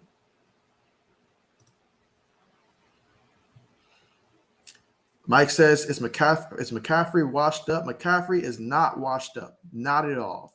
Not at all. If you're someone in fantasy football, you still consider potentially taking this guy first overall. The only point when it comes to Christian McCaffrey, the only concern that I have about him is just purely injuries. Injuries, injuries, injuries. With C-Mac, you always have injuries. If you're in fantasy football, that's what scares you. It's the fact that, because of how much they utilize him in that offense, he is so important. Christian McCaffrey does so much for the Carolina Panthers. I mean, we're talking about a guy who, even back in his college days, not only is he a tremendous running back, but he's an excellent punt returner as well, so he can do punt return duties. You give him the ball out in the flat, and it looks like almost like a kickoff return, the way that he's so smooth with it. He's so quick with it. He can run, he's stronger than he looks. He can run between the tackles. He can run outside, bounce it out. Excellent hands. He can do anything that you ask a running back to do. C-Mac can do that. And so he is certainly not washed. It's just a matter of whether or not he can stay healthy. Meanwhile, we've got a Brown being carted off the field here. So hopefully this is not nothing that's going to be too serious. I mean, we've seen so many guys go down already in the preseason, and you absolutely hate to see it. You hate to see it. Definitely going to be hoping that he gets better from here, but man, you hate to see that. Let's see. Mike says, good point on JJ. Yeah, JJ, I mean, even at 88%, because I agree with you guys, JJ is not the same JJ that he was when he was over there finishing in the top 10 on the 100 countdown for NFL players and stuff. But he's not that guy. But even 88% of what he used to be is still extremely high and a lot for many guys to handle right now. So let's see. And so King says that Mac Jones is an ordinary quarterback. Nothing special. You look at Mac Jones, and many times when you think back, and I hate to make this comparison and stuff, but you think back to a guy like an early Tom Brady when he came out of the draft. There was absolutely nothing special about him from an arm standpoint, even from an accuracy standpoint. I mean, he was accurate, but it wasn't something that made you say like, oh, he's got like Drew Brees type accuracy and stuff like that, but it's the little things, the intangibles, it's the things that you can't see on paper, like being able to make quick reads and stuff, throwing passes and knowing when to put touch on it and when to try to fire it in there and stuff like that, because I've seen some quarterbacks that every pass they're making, they're firing the ball and the ball's getting there, but receivers can't hold on to the ball because you're firing the ball. It's about, being able to understand the system and run the system at a high level. As long as you get the football there, I don't care if that football looks like a duck that's been shot out the sky, like it did when Peyton Manning was on his Super Bowl run that last time and all like that. As long as the ball gets there, that's what matters. And then I think Mac Jones is going to be the type of quarterback that over time, he has a transformation and he continues to get better, gets better, starts watching what he's eating and stuff like that, working with personal trainers that helps him out. And I think that Mac Jones will become someone that you'll see that he'll get a stronger arm as he continues to get older. As we've seen from some quarterbacks, they just get better as time goes on. Think back to, does anybody remember when Ryan Fitzpatrick first came out of the draft? He was like a 7th round pick, coming out of Harvard, 7th round pick. And I think he ended up on Cincinnati's roster. He spent some time on Buffalo, even some time as a backup with the Rams, just lost on the roster. But as time went on and he started gaining more experience and stuff, that guy that had nothing special about him continued to improve. And then all of a sudden, he's now the starting quarterback of the Washington football team. And last year, he was extremely good with the Miami Dolphins until they pulled the rug from under him, which was very sad to see. But yeah, I think Mac Jones is going to be better than what we see right now, and he's going to continue to get better, especially if he takes care of himself and makes sure he watches what he eats and has a similar transformation as we've seen with some quarterbacks throughout the league. Same with a guy like Josh McCown, even though he's not quarterbacking no more, stuff like that. So, yeah. Let's see. Mike says that my Pats made is mad for 20 years. You say the Pats are made. Wait, hold on. Maybe I'm reading that wrong. Your Pats made it mad for 20 years. And so, yeah, definitely feel that. Let's see. Mike says, correct me if I'm wrong, but it's the Smurfs. Cam needs fast little running backs to get us. And so, I mean, when it comes to Cam and just everything that the Patriots have right now, we know that they're going to be running. They're going to be a run-first team. The strength of the Patriots team is their 5 running backs. And so Cam off of play action, if he can make those mid-range passes, that's the formula right there. You think of a Ryan Tannehill when he left Miami and then he first went to the Tennessee Titans. They set him up for success with that play action because the defense was mostly respecting the run game. And the biggest difference now is that Cam Newton now has 2 tight ends and Hunter Henry and Jonnu Smith that he can really utilize to throw it to. Now, you throw it in the direction of a big body tight end, they can go up and get the ball, so therefore ball placement doesn't matter as much as it does when you're throwing it to a smaller wide receiver. And you look at the Patriots roster at the wide receiver position, outside of N'Keal Harry, there's nobody that's remotely tall that can go up there and make those type of plays. So you're always constantly throwing it to small wide receivers. And so, when you throw the small wide receivers, accuracy has to be pinpoint. When you've got tight ends to throw it to, life is so much more easier. So much more easier. Let's see. And if you're looking for quick running backs, we've got guys like J.J. Taylor for the Patriots. I know James White is still there. He's great for catching out the backfield. So the Patriots have some options. Let's see. Mike says, heck, he thought Josh Norman was Bill's second best cornerback over Teron Johnson. You know what? Is Josh Norman still with is he still there with Buffalo? I wasn't sure how that went. I've forgotten all about Josh Norman. Godly. Josh Norman's all these camp fights that we're seeing, I would think if Josh Norman is still playing, he'd be involved in at least one of them because I know he's been involved in quite a few. So look at that, and that's going to be a sack there on that play. And so the score right now is still 14-7. The Giants haven't been able to score yet. But this is Brian Lewerke, the Michigan State product out there at quarterback. I remember a couple times, seeing him play at Michigan State when I was watching a couple Ohio State games and stuff like that. So this is really good experience for him to be able to go out there. I know the Giants fans, they're really intrigued to see if he can go out there and win that quarterback spot, that backup quarterback spot, over Mike Glennon. So we'll see how the rest of this fourth quarter plays off for him. Let's see. Mike's has Cleveland roster fallen off at all.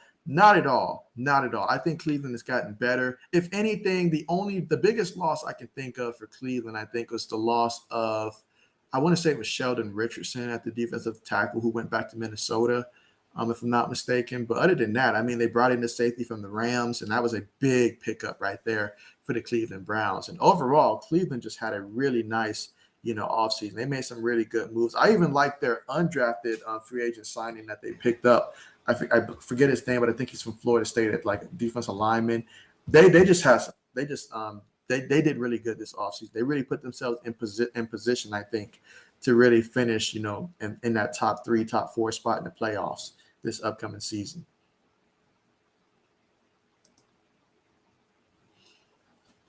Let's see. Holy King says that Jimmy Glass doesn't last long. And so, injuries is definitely the biggest concern when it comes to Jimmy G for sure for the 49ers. And so, but at least now they have the assurance of knowing that Trey Lance is ready to go whenever that moment comes, that Jimmy, if the glass does break, then, hey, it'll be time for Trey Lance to go out there and perform, But the last time that Jimmy was fully healthy for this team, they made an extremely deep playoff run, making it to the Super Bowl and then falling just one pass shy. One that I'm sure that Jimmy G wishes that he could have back, is that would have been completely different.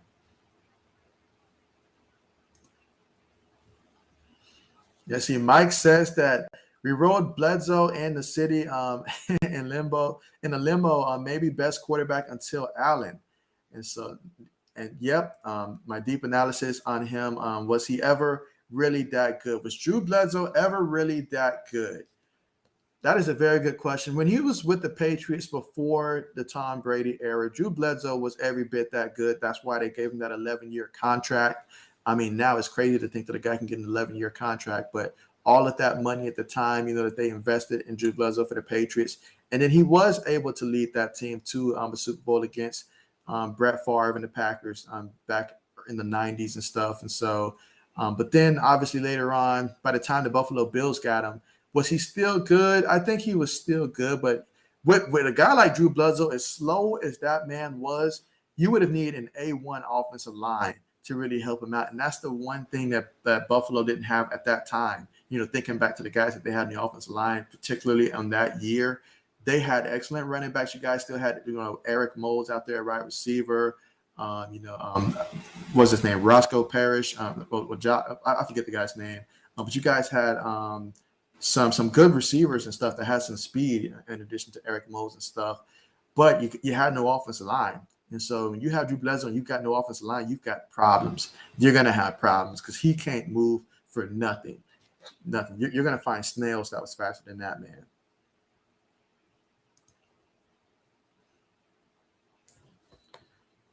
Let's see. You say that I know that the Pats lost 2 Super Bowls to the Giants. Any others in the last 20 years? Yeah, we also took an L to the Eagles as well. Unfortunately, the last time with the whole Nick Foles, taking over for Carson Wentz. So that was within the last 20 years as well. So those are the 3 Super Bowl losses over the last 20 years. And they burn. They really do burn right there. Just thinking about them, especially those Giant losses. Especially those. You say as a Bills fan, Brady made us all wrecked. I remember nobody celebrated more probably than the entire city of all of Buffalo when Tom Brady was leaving, and they knew for a fact that Tom Brady was not coming back. You want me to describe how shocked I was when the Giants won this during the Giants Super Bowls?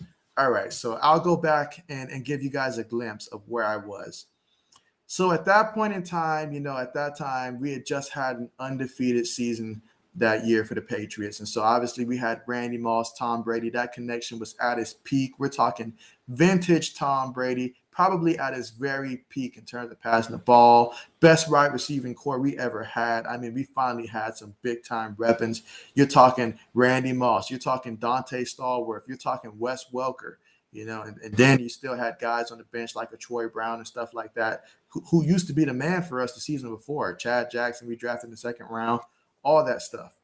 And then, being able to run the table. We did have one game in the regular season that honestly, I felt like that one could have been either way when we played the Baltimore Ravens that year. And it felt like that catch that we had in the end zone, like it was a judgment call. Like they could have very easily said that game was not, that catch that Randy Moss had wasn't a touchdown because Ed Reed and company came and closed in and hit him at the goal line. But the referee said it was a touchdown. That could have went either way, I feel, whether it just would have been whatever they called, not enough evidence to overturn it. They called it touchdown. We ended up winning the game as that was the last play of the game. And so we beat Baltimore that year, survived that scare.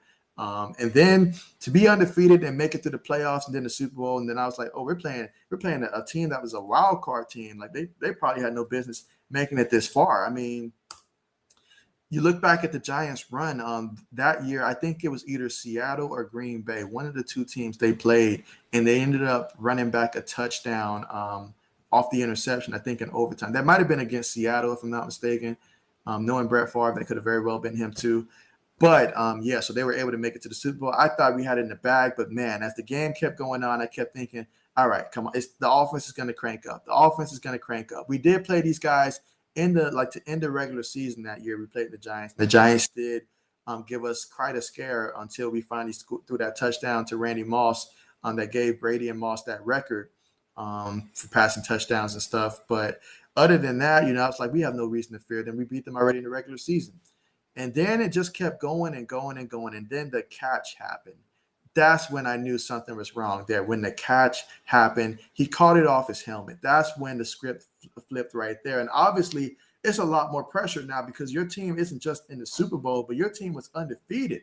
And so that was just a lot because, like, you think about all the trash talking you was doing the entire season leading up to that. Everybody's blowing up your phone and stuff. A wild card team just made it to the Super Bowl, and then they're about to beat you guys, and then it happened.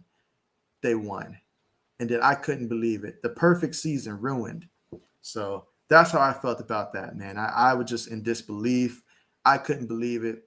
I remember at cornerback Ellis Hobbs, he got beat by what's his face at the Giants. Plexico Burress in the end zone as well. And so crazy stuff throughout these Super Bowls. And what got me was that pass should have never gotten off. Eli Manning should have never been able to throw that ball, honestly. But somehow, some way, Jarvis Green ended up missing that quarterback sack and letting Eli rip away from him, which should have never happened. Why Jarvis Green was in the game that reason, I don't know why he was in the game right there to begin with. But when he let Eli get away from that, and then Rodney Harrison couldn't draw the ball jaw the bar loose on that helmet catch, it was a wrap. It was a wrap. And so let's see. You say the Bills need a running back. Yeah, the Bills do need. Well, I feel that the Bills do have the two running backs that you guys have right now. I would give it this season right now. Obviously, there are guys around the league. You look at, obviously, if the Patriots were to drop someone or something like that, that there is someone that you probably would consider.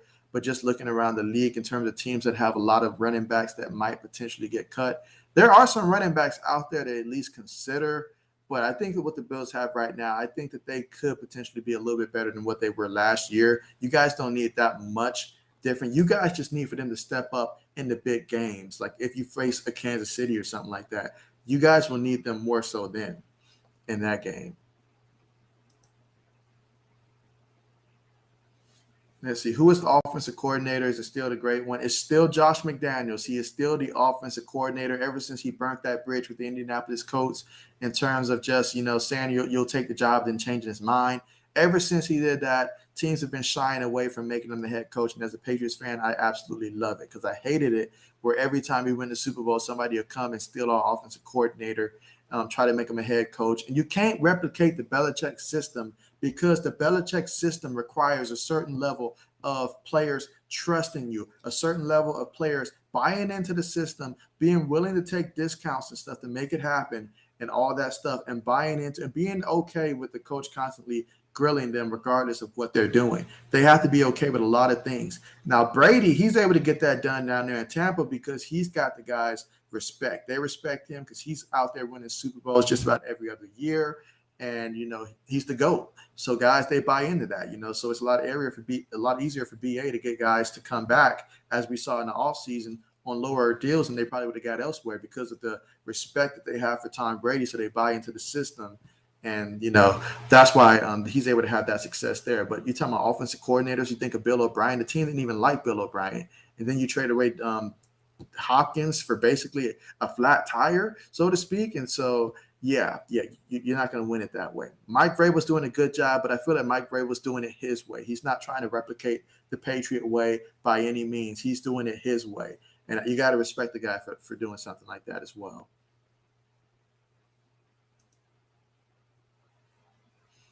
Let's see. King says that Seahawks Super Bowl versus the Patriots, that game was stolen by the Seahawks.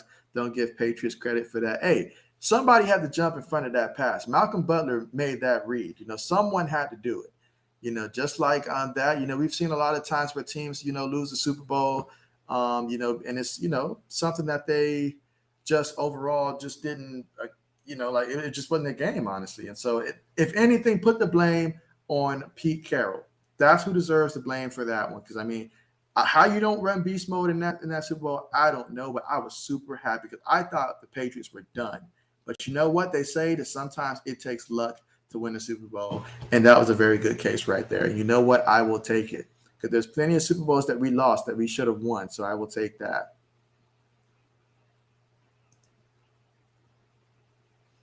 Let's see. Mike says Belichick made Brady boom, boom, boom, hot take alert. Hey, I'm just saying. The whole debate with the Brady versus Belichick thing, that is going to be an interesting one. I need Bill Belichick to go out there and do something big to give me a stronger case to make for him after this season. Let's see. Mike says that he will say, like most quarterbacks, Brady would have never got a chance in the NFL if not for Belichick. And that's exactly why I feel that's why you have to give Bill Belichick the credit, because not just, obviously Tom Brady went out there and he executed, but there were decisions that Bill Belichick had to make. You look back to Brady's rookie year, Patriots had 3 quarterbacks already. Tom Brady was the 4th string quarterback. Most teams didn't carry 4 quarterbacks, but Bill Belichick realized that there's something about this Tom Brady kid. Let me just keep him on the roster. And not only that, to draft him in the 6th round. Who drafts a quarterback that was a senior that kept getting benched in favor of a freshman quarterback, Drew Henson, multiple times? Yeah, he ended up, ending the season as a starter, but that would have been some type of red flag right there. Like, why'd you keep getting benched and stuff? But he overlooked all of that. He kept him on the roster. Then the following year, when they trimmed it down to 3 quarterbacks, he ended up promoting Tom Brady to the backup quarterback role. Obviously, he saw Tom Brady looking good in camp, but Drew Bledsoe was his quarterback, and he was going to stick with the guy that the franchise, gave that huge contract to. But Drew went down. Tom Brady had his chance, did his thing, and then you look back to the AFC Championship game. Drew Bledsoe had to win that game against the Steelers in the AFC Championship game after Brady won it against the Raiders in the divisional round. Super Bowl came down to the big decision. Most coaches probably would have stuck Drew Bledsoe out there. He's the guy, franchise guy. You want your starter out there, but Bill Belichick said, we're gonna run this one with Tom Brady. He was there all season, so we're gonna stick with him. And then that decision paid off for both of them. Let's see. Ajacek says that he was surprised that Big Ben played last night. Yeah, that was a bit surprised. I was really surprised when I saw that, honestly, as well. Like, I was like, okay, Big Ben's going out there. I really didn't think they were going to have him go out there and play. But it's good that they, let him go out there and get some reps and stuff. I mean, because if Tom Brady's out there playing in the preseason, then that goes to show, everybody should really be out there at least for just a couple drives and stuff, I think. And there you have it. In full season mode, Kings already repping them Jets. Let's see. Mike says, how good is Carolina player Burns? Maybe other dudes can chime in as well. Let's see. When it comes to Burns, give me 1 second here. Sorry about that. I'll get back to the question in a second.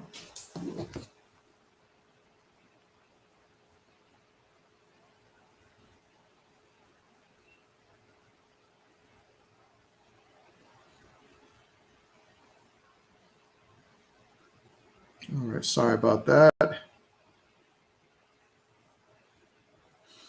All right, so yeah, what was the question? Let's see. How good is Carolina player Burns? Okay, so yeah, so we're talking. Let's see, Brian Burns. Yeah, when it comes to Brian Burns, I believe last season he got to start a good amount of games. Let's see, 2020, probably. I think he started all but maybe one game last year for them, if I'm not mistaken. But I think that he's good in terms of how good. I'd have to see him play more, as I didn't too much get to watch him that much. But I do think, from what I know, that he did get to play a good amount last year. So I have to assume that he's good. I just don't know how good he is.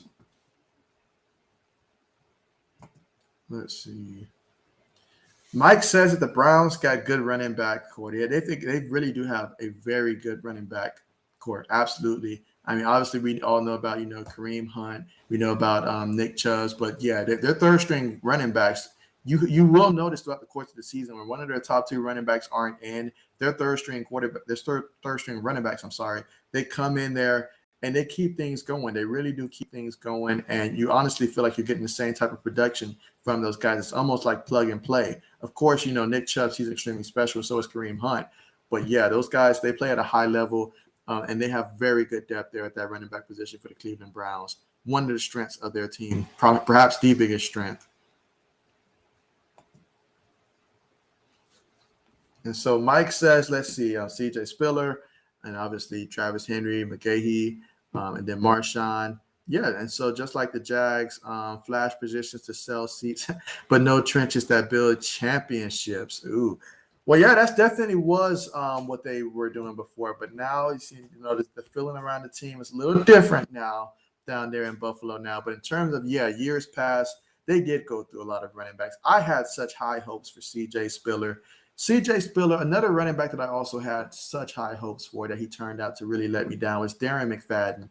Because this was coming the year after Adrian Peterson had already been, tremendous, like when he got drafted. So when Darren McFadden was drafted, I thought Darren McFadden was going to be an absolute baller for the Raiders, but that did not turn out to be the case at all. Then I also had high hopes for CJ Spiller. And so, yeah, but coming out of college, I thought those guys were going to be something special. Same with Reggie Bush. Reggie Bush was good, though, but, yeah, I thought he was going to be special. Let's see. Mike says, has Jets got any good players? Jets and Jets fans. O-line, they have actually drafted an O-line player or two. So, yeah, when it comes to good players that the Jets have, I mentioned earlier they picked up free agent Corey Davis at the wide receiver position. And when it comes to, I know at the running back position, they drafted a running back, so they're going to be young at running back, young at quarterback, offensive line. I believe they've spent some first round picks on some offensive linemen recently. I can't think of their names and stuff, but yeah, the Jets, they have a lot of young talent. I mean, I hate to see the guy from Cincinnati that's out for the year. That was a pretty big loss right there. But yeah, I definitely need to spend more time on the Jets' actual roster. But I'll be paying attention this year for sure to see who exactly they have that's going to be big for them. I know they have a couple guys that they have drafted recently that's been a little banged up in terms of injuries and stuff. But if they can be healthy, then these guys can really, build and make a name for themselves this upcoming season.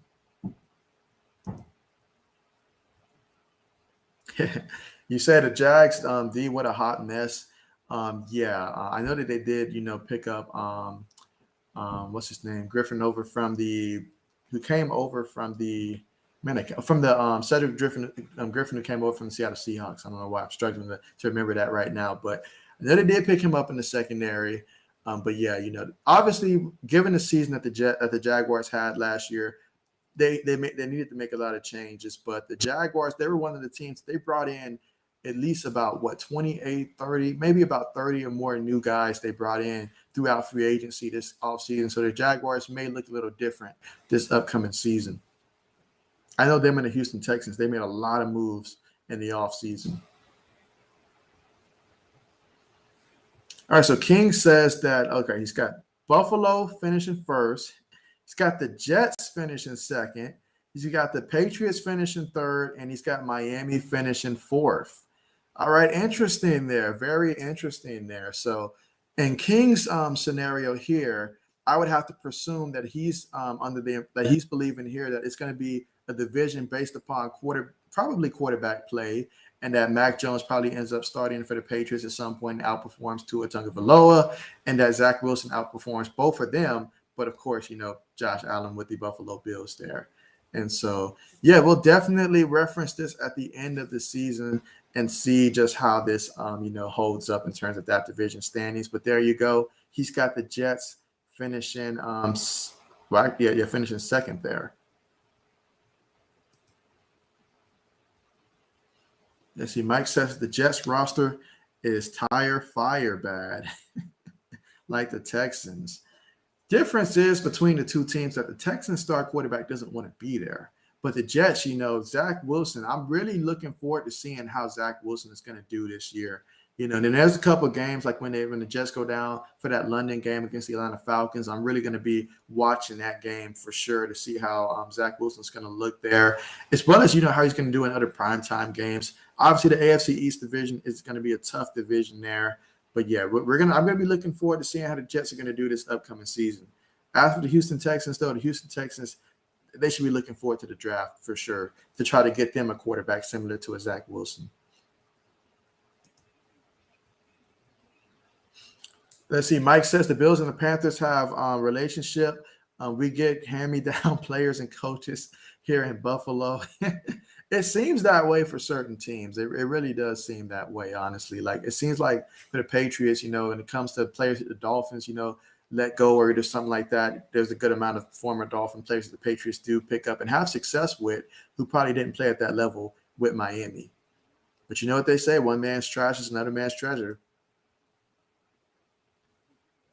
Yes, Mike says the Jets may have a good quarterback, but no O-line to protect him. That's going to be very big right there. You're going to want to protect your young quarterback, especially a guy like Zach Wilson, because if you give him time, I believe he can go out there and make, all the throws. So you definitely want to protect him this upcoming season. So that's certainly going to be an area to keep an eye out for this upcoming season. And so meanwhile, while I'm doing all this talking here, we do have the score, being 14-13 right now. And let's see while they're talking about that. Thank you, Tribe, so much for joining the stream. Glad to have you here. Really appreciate you. And let's see. Tribe says that the Rams are dying for a running back. That's why I know the Rams. I did see that they did lose another running back to injuries, I believe. Man, it's really tough, man. Really tough because having a solid running back that is really big to help a quarterback out. And Tribe says bring back Gurley. That's actually something that I think that the Rams should at least consider for sure at this point because they really need a running back bad. And I mean, who else are you going to bring out there? You're going to bring in a Le'Veon Bell. You're going to bring in a Frank Gore right now, and Adrian Peterson. Just bring back Todd Gurley. I mean, he does so much still in the community right now, but just bring him in.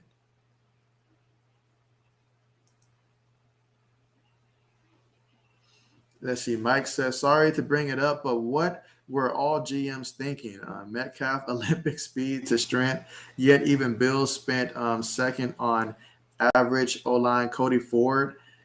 Yeah, there's definitely a lot of times where you see GMs make a lot of questionable calls, and like a lot of times we really don't know what some of them are thinking.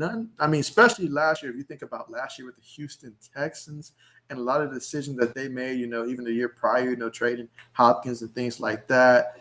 There's a lot of times where we're wondering, what are they thinking and stuff like that. But hey, and yeah, I mean, Metcalf, he has the Olympic speed, strength. I'm telling you, Metcalf would have been wonderful, for just about any team that needed a receiver. And even if you didn't need a receiver, he still would have been wonderful for so many teams that could have used him. So many. Let's see. Mike says, do you remember Brown first round pick? If you're talking about when the Patriots drafted, is it Malcolm Brown, the defensive tackle that came out of, I believe, Texas, was it at the time? If that's something, yeah, I certainly remember that. I wish I could forget that for the Patriots, but but yeah. Let's see. Tribe says cornerback Newsome. So cornerback Newsome. And meanwhile, right now the score is 14-13. So at least this means we're probably not going to be looking at a tie unless both teams were to score and the Giants were to get a 2-point conversion or something like that. Within the last 6 minutes and 16 seconds that's on the clock.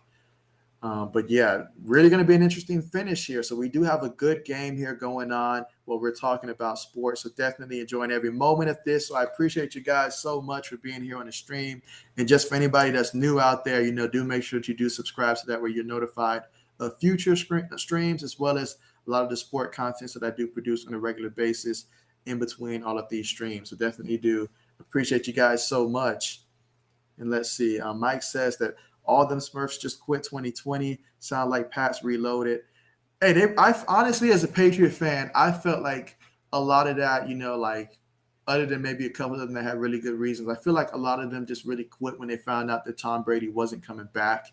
And then they just figured, okay, this isn't going to be a Super Bowl year, so we'll just go ahead and punt on this upcoming season. Now, I'm sure some of them had very good reasons and stuff, but to have that many off of one team when the rest of the league, everybody else is just locked in and stuff, that was it. But hey, we did reload this upcoming season, and I'm excited to see how this is going to look when it's all said and done and all put together. Obviously, I know you guys say it's the mystery team of this year, but yeah, like there's really a lot that's to be seen with this team. But we do have the potential that's there, and that's different from last year. Last year, there was no such thing as the potential. The tight end room is significantly better than it was last year, significantly. So is the receiving room as well. Okay, so Mike says to Josh Norman. Okay, so yeah, so I know I wasn't tripping there with the whole Buffalo thing. So yeah, like Josh Norman. Okay, yeah, I think that when he's on a team, we would know something. He'd say something that would remind us. Let's see. Mike says that as a Bills fan, spending first on early running backs, Barkley, Zeke, Payne, etc., will come back to bite you. Bills are opposite now. Little value at running back. Isn't it funny how that works out, Mike? I mean, all them other years where you needed everything but a running back, they kept making sure you guys were stocked up on running back. You guys had Travis Henry. They still went and got Willis McGahee out there. And yeah, all of that stuff. CJ Spiller, Fred Jackson. You guys had running backs. And now is the time where you can certainly use just one of them. And yeah, I definitely feel you there. Definitely feel you there. Let's see. Mike says, good gosh, your memory is ridiculous, amazing. Appreciate you, Mike. Appreciate you. Yeah, when it comes to football, I mean, I was that kid that once I finished football practice, in high school or either basketball practice, all I did was put it on NFL Network, and I would listen to Adam Schefter give all of these updates and stuff. And then not to mention, you play a lot of Madden, so you start to learn a lot of the rosters and stuff back then. And then you watch them in a game and stuff. Like, yeah, there's a lot of guys that, I just had learned, especially during the time frames when we're talking about these flashbacks and stuff. Absolutely. Absolutely. Yeah, but I will phase one question for you guys, though. When it comes to your favorite quarterback that you've seen since the year 2000, he doesn't have to be an elite quarterback or anything like that, but your favorite quarterback from any team within the last, all the way from the last 21 years, dating back from the year 2000, your favorite quarterback, let me know in the comment section, your favorite quarterback. If you want to list more than one, you can list more than one, but definitely let me know your favorite quarterback, within the last 20 years or 21 years that you guys have seen. Let's see. All right, so Mike says that was the greatest catch ever. It happens. Yeah, that was a tough one, honestly. That catch right there was a really tough one to really undergo. But congrats to the Giants. For them, that meant a lot for them. Me personally, I was anti Eli Manning. That just stemmed over from obviously what he did to my Patriots and stuff. So I took it against him. But now that Eli's gone, I don't too much have any beef with the New York Giants anymore. But yeah, Eli Manning, yeah.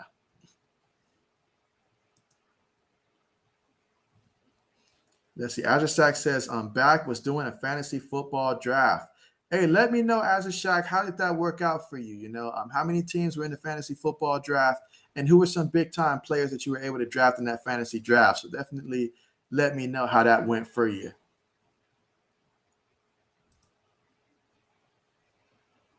Let's see. Faison Hamrock. You may watch online via Screen TV. Go check it out. All right. Hey, appreciate you so much for coming through.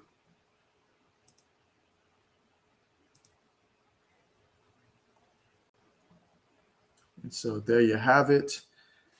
And yeah, so right now it's currently 14-13. You see that completion there that was just made by Davis with the reception on that one. We have a very competitive game. This is the kind of game that you really want to see in the preseason. Both teams are out there. The defense has had some good moments. The offense has had some good moments. We're going to see Chase McLaughlin with the kick here to see if he can make this lead higher than that. This is 49 yards. He kicks it, and it looks good. That kick is good. So the score is going to be 17-13.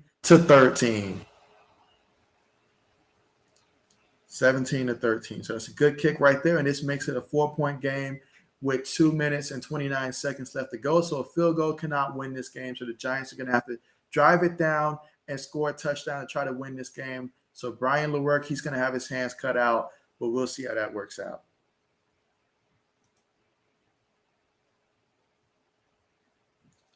Let's see. Azure Shack says that he was able to get Lamar, Christian McCaffrey, and Julio Jones. How many teams did you have in your in this fantasy league?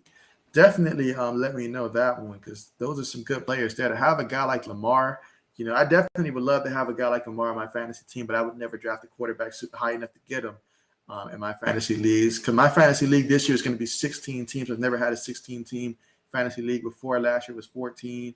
So we're going to see how things play out for sure.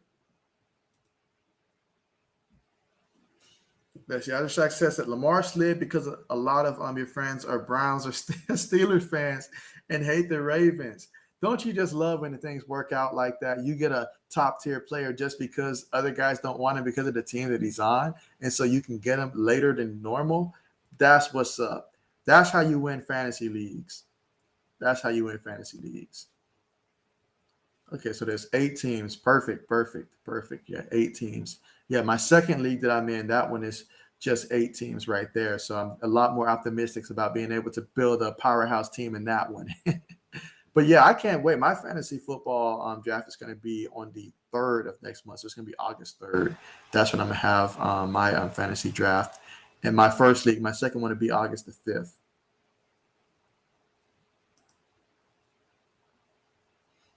Hey, those are the best leagues to have, the best fantasy leagues to have. Best fantasy leagues to have. And right now we've got the Giants At the 25, Brian Lewerke, he throws it, and it's completed. Nice check down there.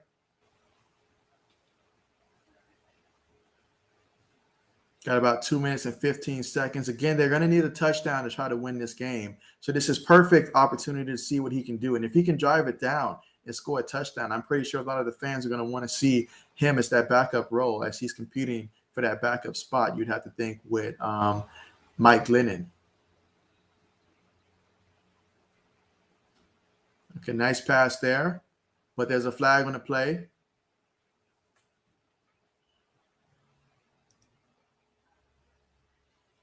Let's see. Ajashak says that he drafted way too many receivers, doesn't even have a backup quarterback, so you hope Lamar doesn't get hurt.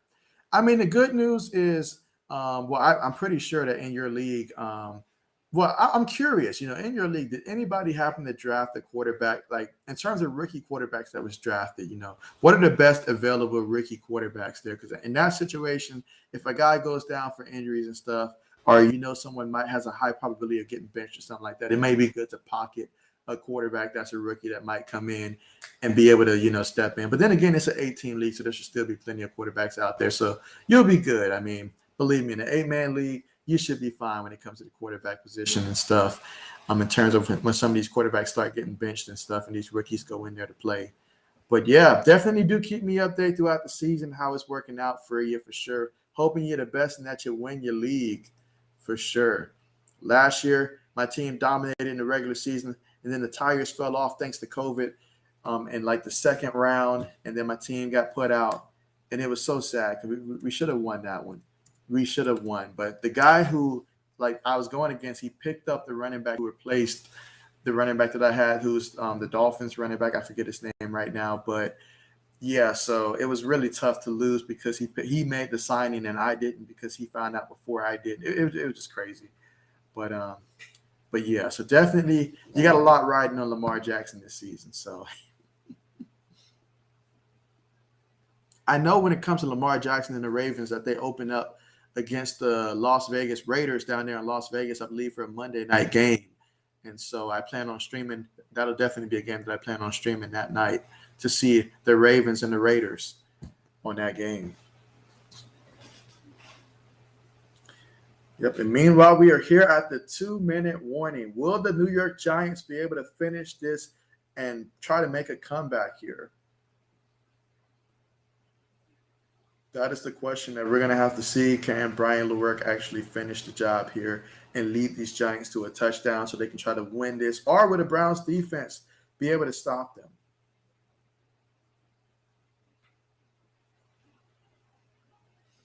And that's right. I know the 49ers are going to be playing later today. And so that's definitely another game right there to look forward to later today. But this has been a very good preseason game. Glad that it's close. Really glad that it's close.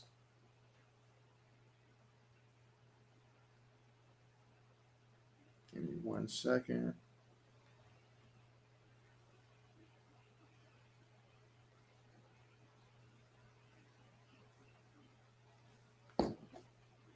All right, 2 minutes remaining in the game. Let's see.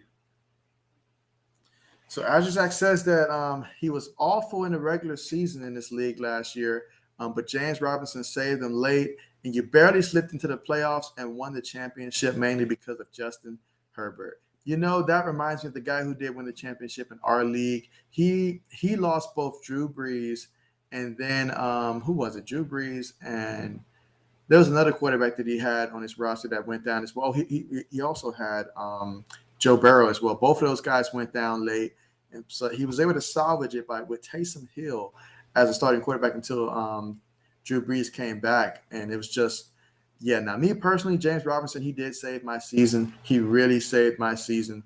No lie about that. But yeah, there was so many things that went on last year, just dealing with COVID and everything that just made it crazy. I feel like a lot of teams like myself that were the higher seeds, COVID really did a number on us last year in fantasy football. It was literally anybody's game. It's always anybody's game, but it was literally anybody's game just based upon who COVID was going to take out last year. And look at Brian Lewerke. He's out there going to work out there, guys. I mean, he's driving it, hurry up offense, making nice passes and stuff. It's now going to be second down. Still got about 1:20 on the clock. 2nd and 6. Hurry up offense is in full effect. They're near the 50-yard line. Snap the ball out the shotgun. Brian's looking. Brian throws it incomplete. 2 guys in the facility of the receiver. It's going to be 3rd and 6 now. Browns making some substitutions on the defensive end.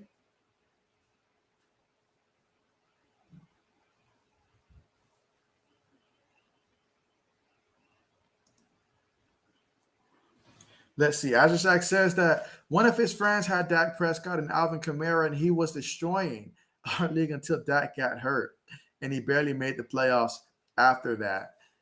Yeah. There was a guy in our league that was destroying it until Ben Roethlisberger started going cold late in the year.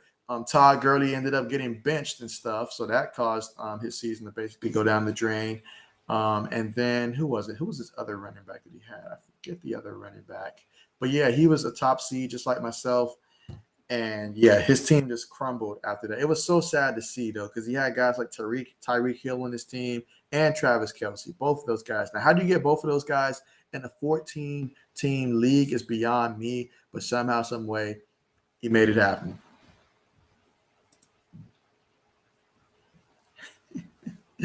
His backup quarterback was Daniel Jones because he was a Giants fan. He got to learn better than that. You can't do that when it comes to fantasy football. You can't do it. Not if you can help it. What a nice throw, and they get the first down. All right, good pass by Brian. I mean, he looked almost like Daniel Jones on that play, like no lie.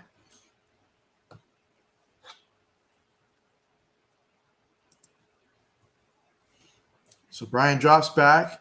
There's some pressure that gets to him, and he's sacked by Elliott.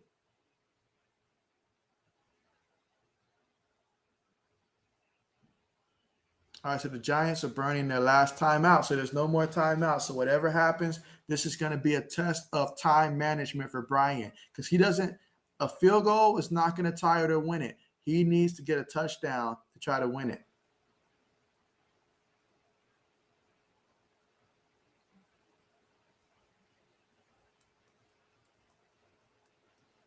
So we've got a 2nd and 13 now. And again, the Giants have just used their final timeout. So no matter what happens, they cannot burn a timeout to stop the clock. And they need a touchdown to win it.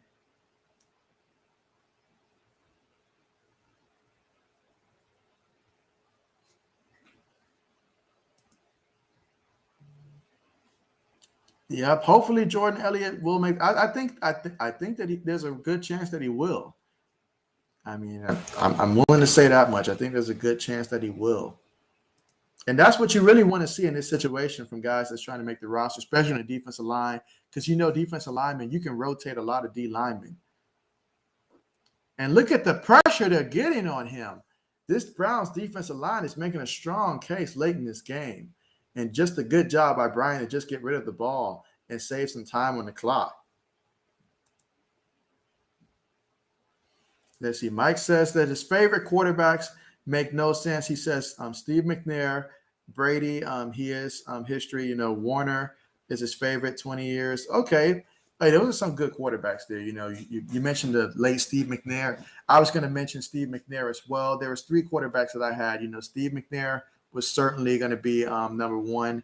And, yeah, definitely, he was a tremendous quarterback, tremendous inspiration. I still think back to the 2003-2004 season. He won co-MVP, him and Peyton Manning, and just everything he meant to the Titans and their organization and all of that. And then for me, second would have been, prime Dante Culpepper during those Minnesota years. That was really fun to watch for me. And so I really had enjoyed, Dante Culpepper, whether it was using him on the video games, stuff like that, or just the Culpepper to Randy Moss era. Really enjoyed that one as well.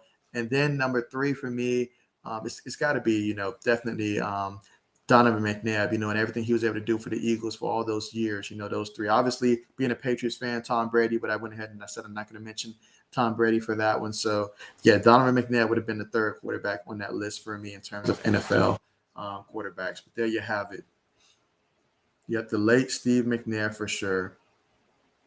And when you think of guys like Steve McNair, I can't help but also think about, the late Sean Taylor as well, and how tragic that was when Sean Taylor passed away. I mean, he was so like doing so much positive in terms of just the changes he made in his life and just what he meant to just all the people that he was around and stuff. It was just so sad to see incidents that happened with, Steve McNair, Sean Taylor, all of those guys.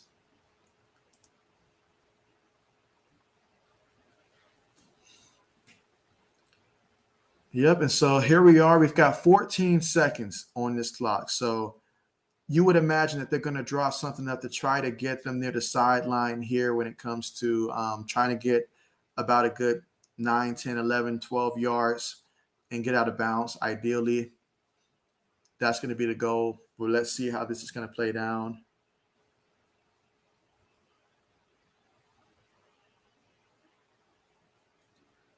All right, so here we go, 4th and 8.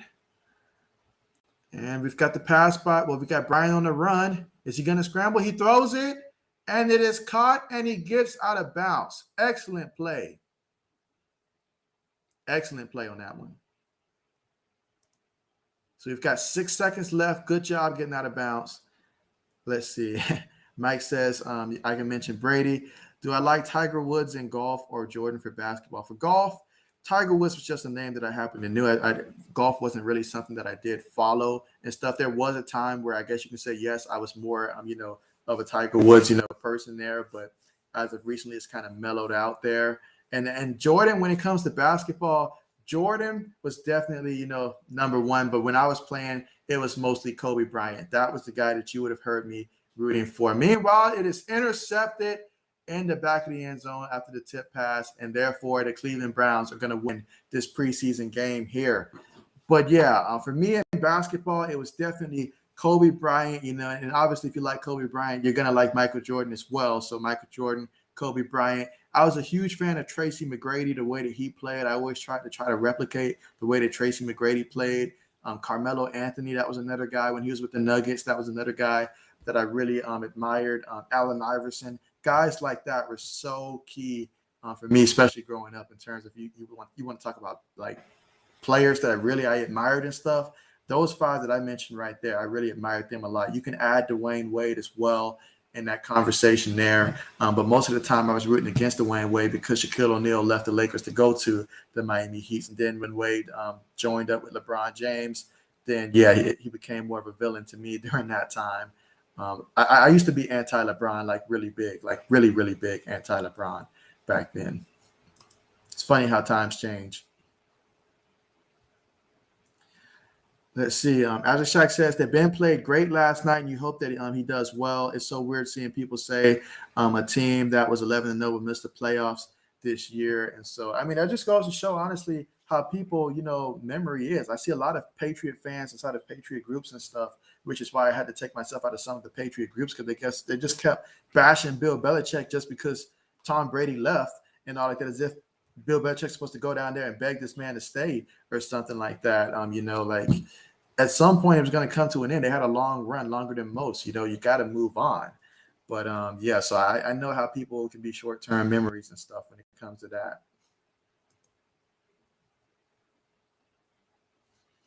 And so let's see. Mike says Brady was the best, and so were those guys.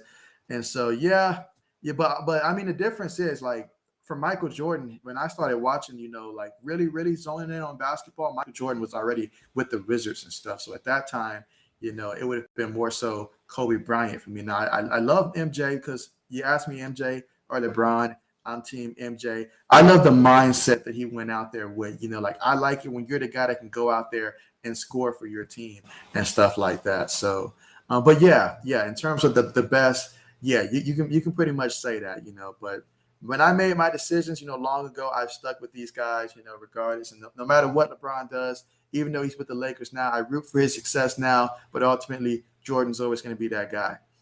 He's just going to be that guy. Let's see. Shaq says that he agrees. He personally thinks MJ is the GOAT. This is coming from a guy that loves Chicago. He says he may be biased because he's a Bulls fan. But, hey, I'm a Laker. LeBron's on the Lakers right now, and I can say that MJ is the GOAT. Can you think of another player that through his retirement, his shoes are still selling at such the level that they're selling? The man, his brand, there's just something about Michael Jordan that even if you didn't see him necessarily, like if you didn't watch him while it was still, Michael Jordan playing and stuff, it's just something about him, it gives you GOAT vibes and stuff. I feel the same way about Jerry Rice as well. I feel like Jerry Rice, best receiver that ever played the game. Now for me, Randy Moss is the second receiver and TO's, it's number 3 and stuff like that. And then after that, the list can get very creative. But that's just how I see it, so far.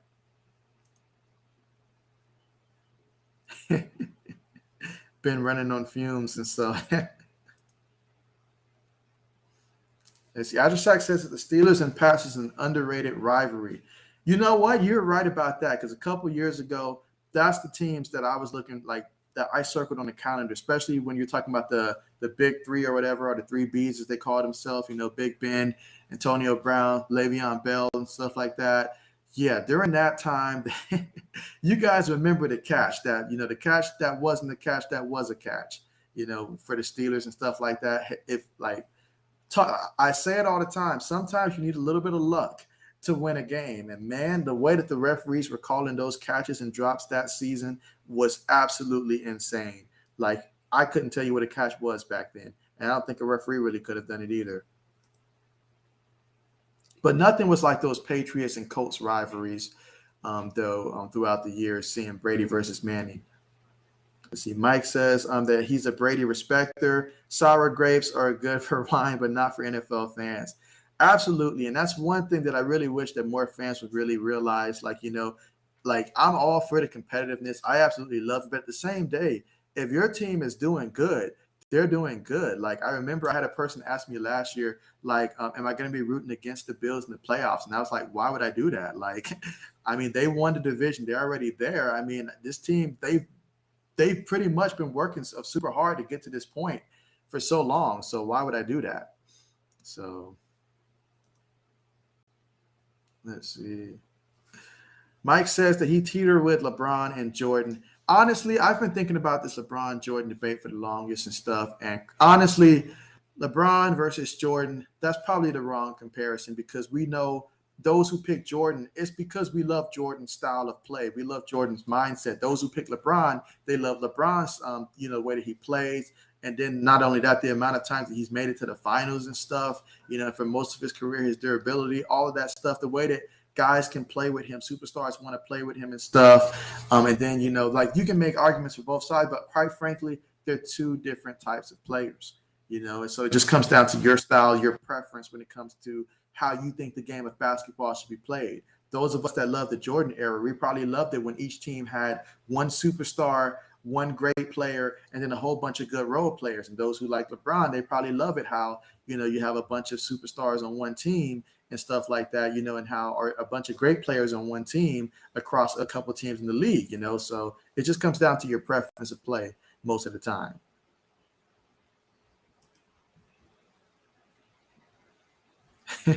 Adderstock says that he hates how Brady he destroys destroys the Bears, but you respect them. Oh yeah, that's what it all comes down to. It's a lot of respect out there for, and that's what it came down to for the rivalries. Because back then everybody used to say before, I guess towards the end of Manning's career, people used to say Peyton Manning was the best quarterback, and then that used to be like words that would just make me start going off. I'd be like, how could you say that about Tom Brady? He's out there throwing at guys like David Patton, Deion Branch, Troy Brown. They're not bad, but they're not elite. I'm like, Peyton Manning, he's never been without a tier 1 receiver in his entire career. Marvin Harrison, Hall of Famer. Reggie Wayne, Hall of Famer. Brandon Stokely, tremendous career. And then Dallas Clark, I could go on and on. Then not to mention the offensive line that Manning played with. And I'd be like, he had all of that. Then he went to Denver, Demaryius Thomas, Emmanuel Sanders, all of them. And so it's like Brady only had Randy Moss for a couple years, Wes Welker, Julian Edelman, but those are small receivers, all kind of stuff.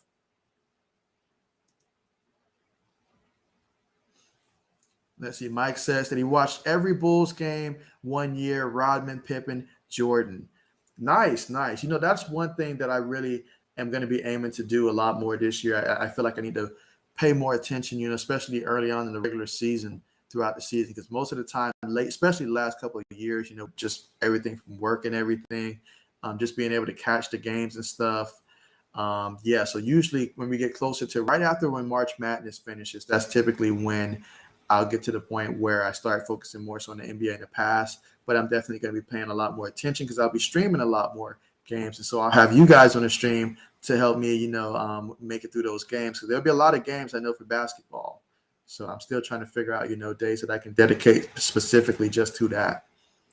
So Mike says the best sports years. Yeah, I feel that way. Like for me personally, the matchup that I wanted to see that I never got to see, I wanted to see the 2006-2007 Miami Heat team that consisted of Dwayne Wade, and you also had Shaquille O'Neal there, and then you had, obviously the role players that they had, and that's back when Haslam, actually was a starter back then, but they had Alonzo Mourning coming off the bench and stuff. They had so many key pieces on that team there versus the Houston Rockets, Tracy McGrady at the time, Yao Ming. I feel like those two teams would have been a fun matchup to see. And the only way we would have saw them play in the playoffs for 7 games, best of 7 games, would have been if they made it to the finals both. Miami was able to make it, but the Houston Rockets, because of injuries, they were not able to get there. And I really wanted to see that matchup back then when that was, when those two teams were pretty much playing that year. That's the matchup that I really went to see that I never was able to see, but I felt like that would have been a tremendous matchup that could have went 7 games and would have been a thriller to watch. Let's see. Mike says Randy Moss to Brady was not illegal. You can thank the Raiders for that. The Raiders made all of that possible at that time because at that time they had guys like Kerry Collins trying to throw trying to throw Randy Moss the ball, and it just wasn't happening. He wasn't happy down there in Oakland and stuff. And so they made Randy Moss look like he had lost it, which wasn't the case, but they made it look like he had lost it to the point where the Patriots were able to get him for just a 4th round pick. Can you imagine that? Randy Moss for a 4th round pick. You blame the Raiders for that one. They didn't know what they were doing that year. And then on top of that, I know the Green Bay Packers, they had not, like Brett Favre wanted Randy Moss. Like he really wanted Randy Moss. Brett Favre knew what it was, but you can thank the Raiders for that.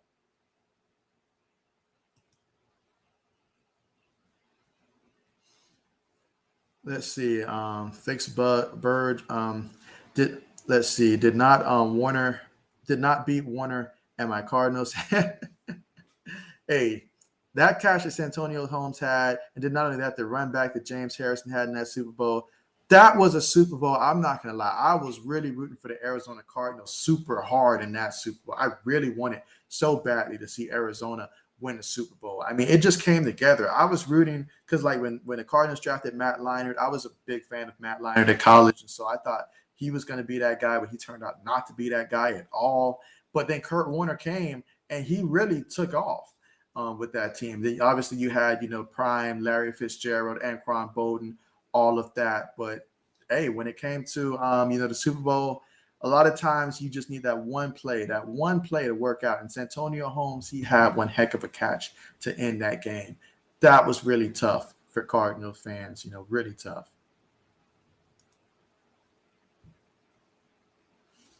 Let's see. Ajashak says that he's a huge LeBron fan, but you personally think it's no contest until LeBron wins 6 rings like MJ did.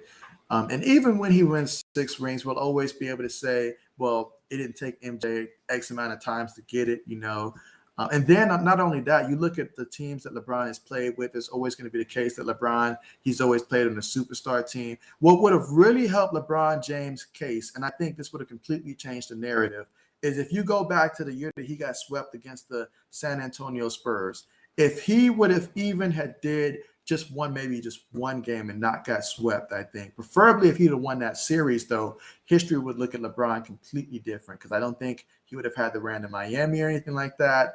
And so, yeah, if he won that game right there, that history would look at LeBron a lot differently, I think. But the way that MJ did it, I mean, it's hard to you can't upstage the first one to really do it. And when I say the first one to really do it, to really captivate us in the way that Michael Jordan did, so it's hard for LeBron to try to beat MJ at MJ's game, even now. The best case for LeBron James is years from now, once everybody who witnessed Michael Jordan and stuff, when we're long gone and all like that. And then those who only grew up watching LeBron James and stuff, now that's when the conversation is going to start to sway towards LeBron a little bit more in terms of, like in the future and stuff, because he'll be more recent on the mind than someone that these people have seen until the next, person that everybody sees pops up and then it turns to him. That's just what history does.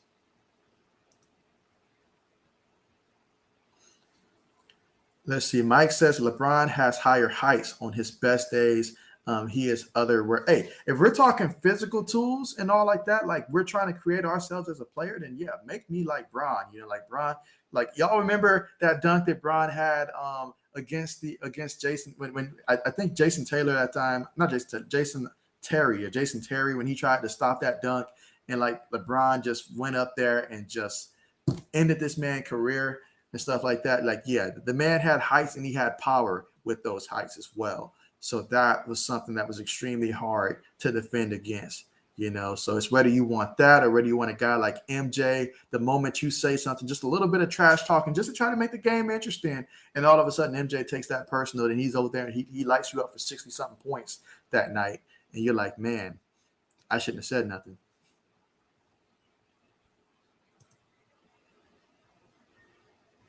Let's see. Mike says that Manning is the best quarterback. He says when Trent Edwards is an MVP duck season. I feel you, man. Trent Edwards, man. Wasn't Trent Edwards, was he from Michigan State? I think he was a Michigan State product, if I'm not mistaken. Let's see. Adishak says that Kyler Murray is number 39 on the top 100 list. Do I think that that's a good spot, or should he be higher or lower? I feel that Kyler Murray being at the 39 spot, personally, I think given everything he's done so far right now, he certainly should not be higher. I know that if you listen to me, I always say that, Kyler Murray's going to have a great season coming up. But I'm projecting what he's going to do next year because, as we know, guys do take big leaps. We saw it last year with Josh Allen. He took a big leap. The year before that, Lamar Jackson. I'm projecting Kyler Murray to have that type of year coming up. But as of right now, I think 39 is just fine as of right now. He still has an incredible skill set. We all saw the crazy Hail Mary pass, which is more D-hops than anything, but you still got to put the ball there. And so we know what he's capable of doing on the field. So I think 39 is a good spot. I would not put him higher, and I would not put him lower on that list, or not much lower.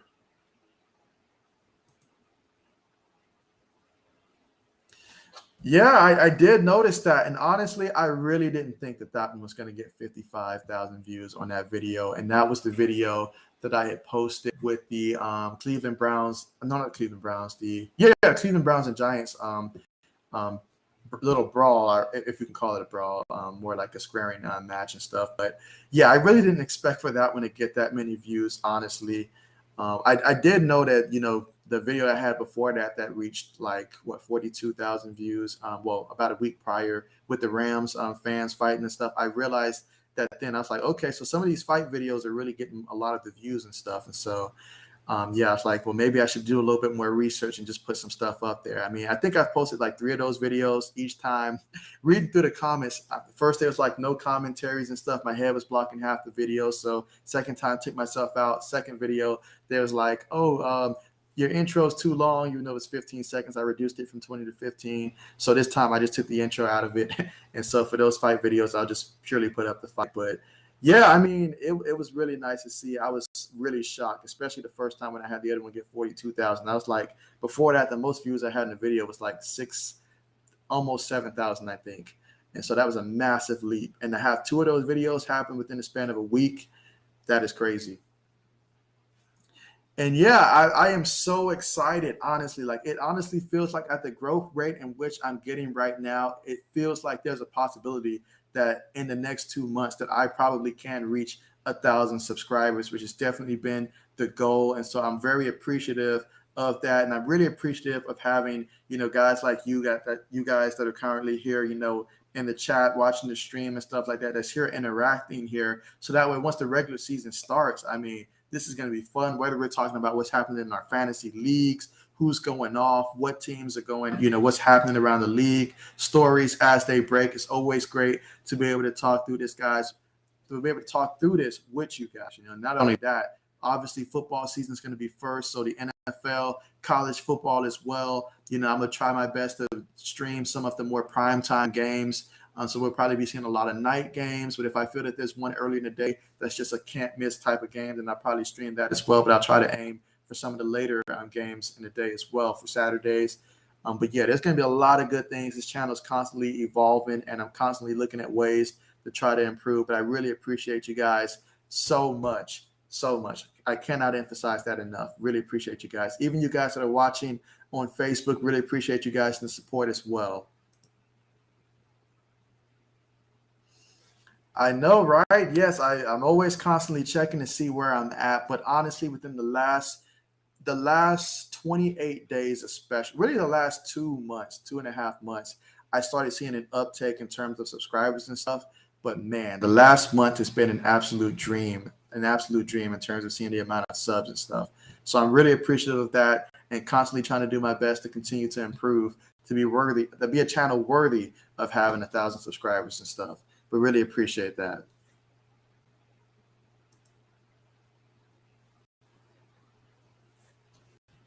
Let's see. Mike says, you're right. That year in the playoffs put Jordan back in the discussion. LeBron could have ended the argument, but he didn't.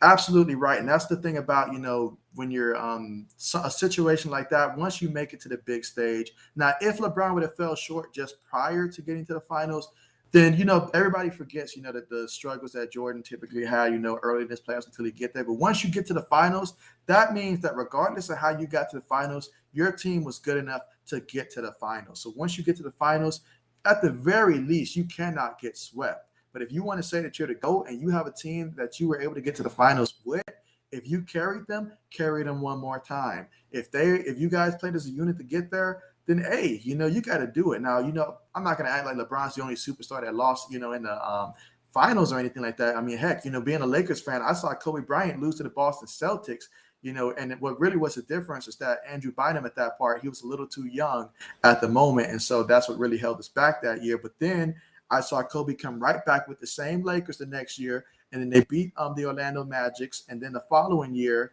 after beating Howard and the Magics, they beat the Boston Celtics, and that was finally the revenge game that I needed to see right there. Everybody's story is not going to be the same, but you certainly can't go to the finals and get swept. You just cannot do that. Can't do it.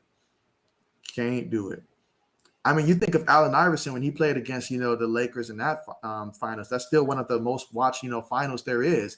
And that's just because, Allen Iverson, he was going to go out there and he was going to ball.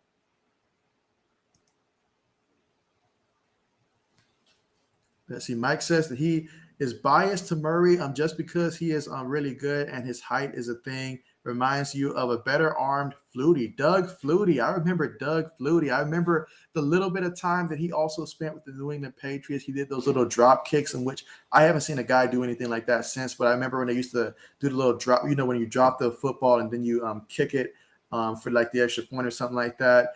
I forget what is the correct term for it, but yeah, I remember when he did that for the Patriots, and a couple of times where Bill Belichick put him out there just to do a little of those trick plays. But prior to that, I know he did spend a little bit of time with the Chargers. I think when I first started watching football, he was a backup to both Phillip Rivers, when Phillip Rivers was a rookie, and Drew Brees. And at that time, Drew Brees was not, the Drew Brees that we all know today. He was still trying to make a name for himself. And even prior to that, Buffalo, and then what Doug Flutie did in college and all of that stuff. So Doug Flutie, he was an exciting player that definitely would have been nice to see more of him, in his prime and stuff. And so, but yeah, I caught the tail end of Doug Flutie's career now.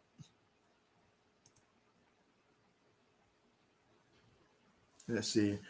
Do I know what happened to Wins? Did they get sick of injuries? Yeah, I'm gonna need for just to clarify that one. Are you talking about Carson Wentz perhaps for that one? And in terms of that situation with Carson Wentz, I mean, I know that Carson Wentz, I believe, was it a lineman? There was a pass rusher, a defensive lineman that was coming after him, and I think either stepped on his foot or something like that. I forget what it was. I had researched what it was, but I forgot how it happened and stuff. But he should be, I'm thinking, good to go within the first 3 weeks of the season. Colts want to believe that it's going to be the first week, but I'm thinking it's probably going to be the second or third week that we'll realistically see Carson Wentz back out there for the Colts.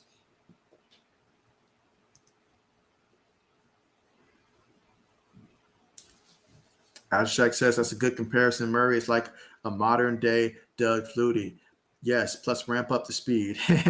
But yeah, I mean, I definitely want to see Doug. I definitely want to see Kyler Murray go out there and perform. I mean, I saw what he looked like at Oklahoma and that potential that he definitely has. Whenever you have that speed combination and just the way that he plays, it's exciting to watch. So I'm really looking forward to seeing this season for him. They're just in a very, very tough division right now.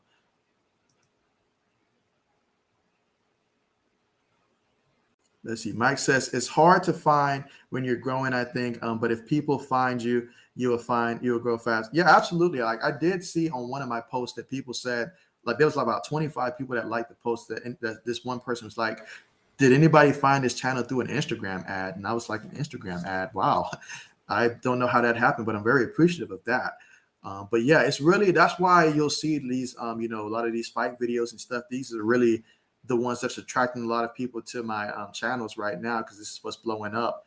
And so as long as it's not nothing that's, extremely graphic or anything like that, then I'll definitely post it, unless it's like something that's really bad, because I don't want to put anything that's extremely bad up there that's just going to, promote too much violence and stuff. But yeah, those are the videos that's really, passing through. But even on average, some of my regular stuff is really, finally being seen now. And I know when I was watching Jay and the Bay and his channel really started taking an uptake right around the time that he reached about, I think, 500 something. About that 500, 600 subscriber range. And then all of a sudden I saw the growth was super fast for him. And so all it takes is that one video that really just goes out there and attracts a lot of people to the video. And then all of a sudden it just changes. Let's see. Addersack says Darius Leonard is only 37. Wow. I actually haven't seen some of these ratings yet, but if they got Darius Leonard at only 37, they're sadly mistaken. I mean, for what he means for this Colts defense, like he's extremely, extremely talented. Like this is definitely, he should be higher than 37. He should really be higher than 37, honestly. I'll just leave it at that. He should really be higher than 37. The Colts paid this man for a reason. Because if you look at the Colts and like defensively what they've been over the last 20 years, I know we were talking about earlier about some of the quarterback situations for Buffalo, but the Colts, outside of the 1 year that Bob Sanders was there, the Colonel, and man, that I love Bob Sanders. I hated the Colts, but I loved it. Some Bob Sanders and what he meant back then. But man, him, Dwight Freeney, Robert Mathis, those guys, outside of the 1 year that all of them were healthy together, I could say the Colts have really been struggling really badly at the cornerback, like just on defense in general. Especially you look at linebackers that they had, guys like Rob Morris, like they just average linebackers, for the most part of their careers. But Darius Leonard, he is a beast. He is a beast, and he's only going to continue to get better. There's so many things that he can do. So to have him at 37, that's an insult. That's the kind of slight that you expect from Madden or something like that, where Madden slights a guy like Justin Jefferson, give him an 80 rating, or Justin Herbert gives him an 80 rating or something like that. But absolutely. I appreciate that. Thank you so much. I appreciate that. As you can tell, football is my passion. I really like basketball, but football is my love. This is what I'm really the most passionate about. Is football. When I first started my channel, it was just football for the first couple of months. Then I started implementing basketball as well. But football is definitely where it's at. Whether we're talking the NFL or if we're talking college football, because we're talking college football, my favorite college football team, and just going back some years, even though they did not win the championship, was the 2006 Ohio State Buckeyes that was led by Troy Smith and company, Ted Ginn Jr. on that team. They had so many stars on the rise on that time. And so I really, really enjoyed that Ohio State team. When we beat Michigan that year, they had guys like Michael Hart, Chad Henne, all those guys, Mario Manningham, all of them. And so, yeah, college football, definitely feel the same way about that as well. And I'm excited because I know my basketball knowledge is going to continue to improve and get more up to date when it comes to watching these games this upcoming season in the NBA as well. So, but I appreciate that. Let's see. Abhishek says that Darius Leonard is so versatile. He can pass, rush, tackle, cover well. He's honestly the perfect linebacker, at least top 20. All of that, and then you look at him off the field, and he's still a stand-up guy, honestly. He's not the type of guy that you're going to have to worry about red flags and stuff like that off the field or anything like that. And so he's doing it the right way, and he's very good at what he does. Very good at what he does. Him, guys like Fred Warner, all them guys. So linebackers are in good hands for the future. Very good hands. And that's what this league needs. Ever since guys like, Luke Kuechly stepped away and all like that, we definitely need guys like that in the league for sure. Absolutely. But I'll go ahead and say this, though. I really appreciate, all of you guys and the support you guys are giving the channel for sure. I know that the game is concluded for sure, and the Browns, they did win the game. But yeah, it's really nice talking with you guys. Really enjoy talking with you guys. That's why I extended this a little longer than originally planned and stuff. But I will go ahead and end the stream here. But I do appreciate you guys so much for joining the stream. And I'm looking forward to seeing you guys next time. We've got one more week of preseason to get through. One more week of preseason. I do believe now college football will be starting next week, and I believe because it should be like the 28th. And so I plan on streaming one college football game as well. And so you guys will be notified, those of you that are subscribed. And if you are subscribed, put your notifications on so that way you will be alerted when it comes to those streams. But I'm going to try to stream at least one college football game. I'm aiming for the Illinois versus Rutgers game because I took a look at all the games that's playing. I think that's the most interesting game. But yeah, definitely going to be looking to try to get one of those in as well. But appreciate you guys so much. Hope you guys have a great rest of your day. Try to enjoy it before we get ready for the next week. And yeah, definitely tune in for that game later today. Well, definitely enjoy that game later today with the 49ers. I forget who the 49ers are playing in that game, but it's going to be a good one. So I'm definitely looking forward to that. But yeah, you guys take care and see you guys next time. Let's see. And Coach Dante, appreciate you for coming through, man. Appreciate you for coming through. I'm going ahead and end the stream now. But thank you guys so much, and take care.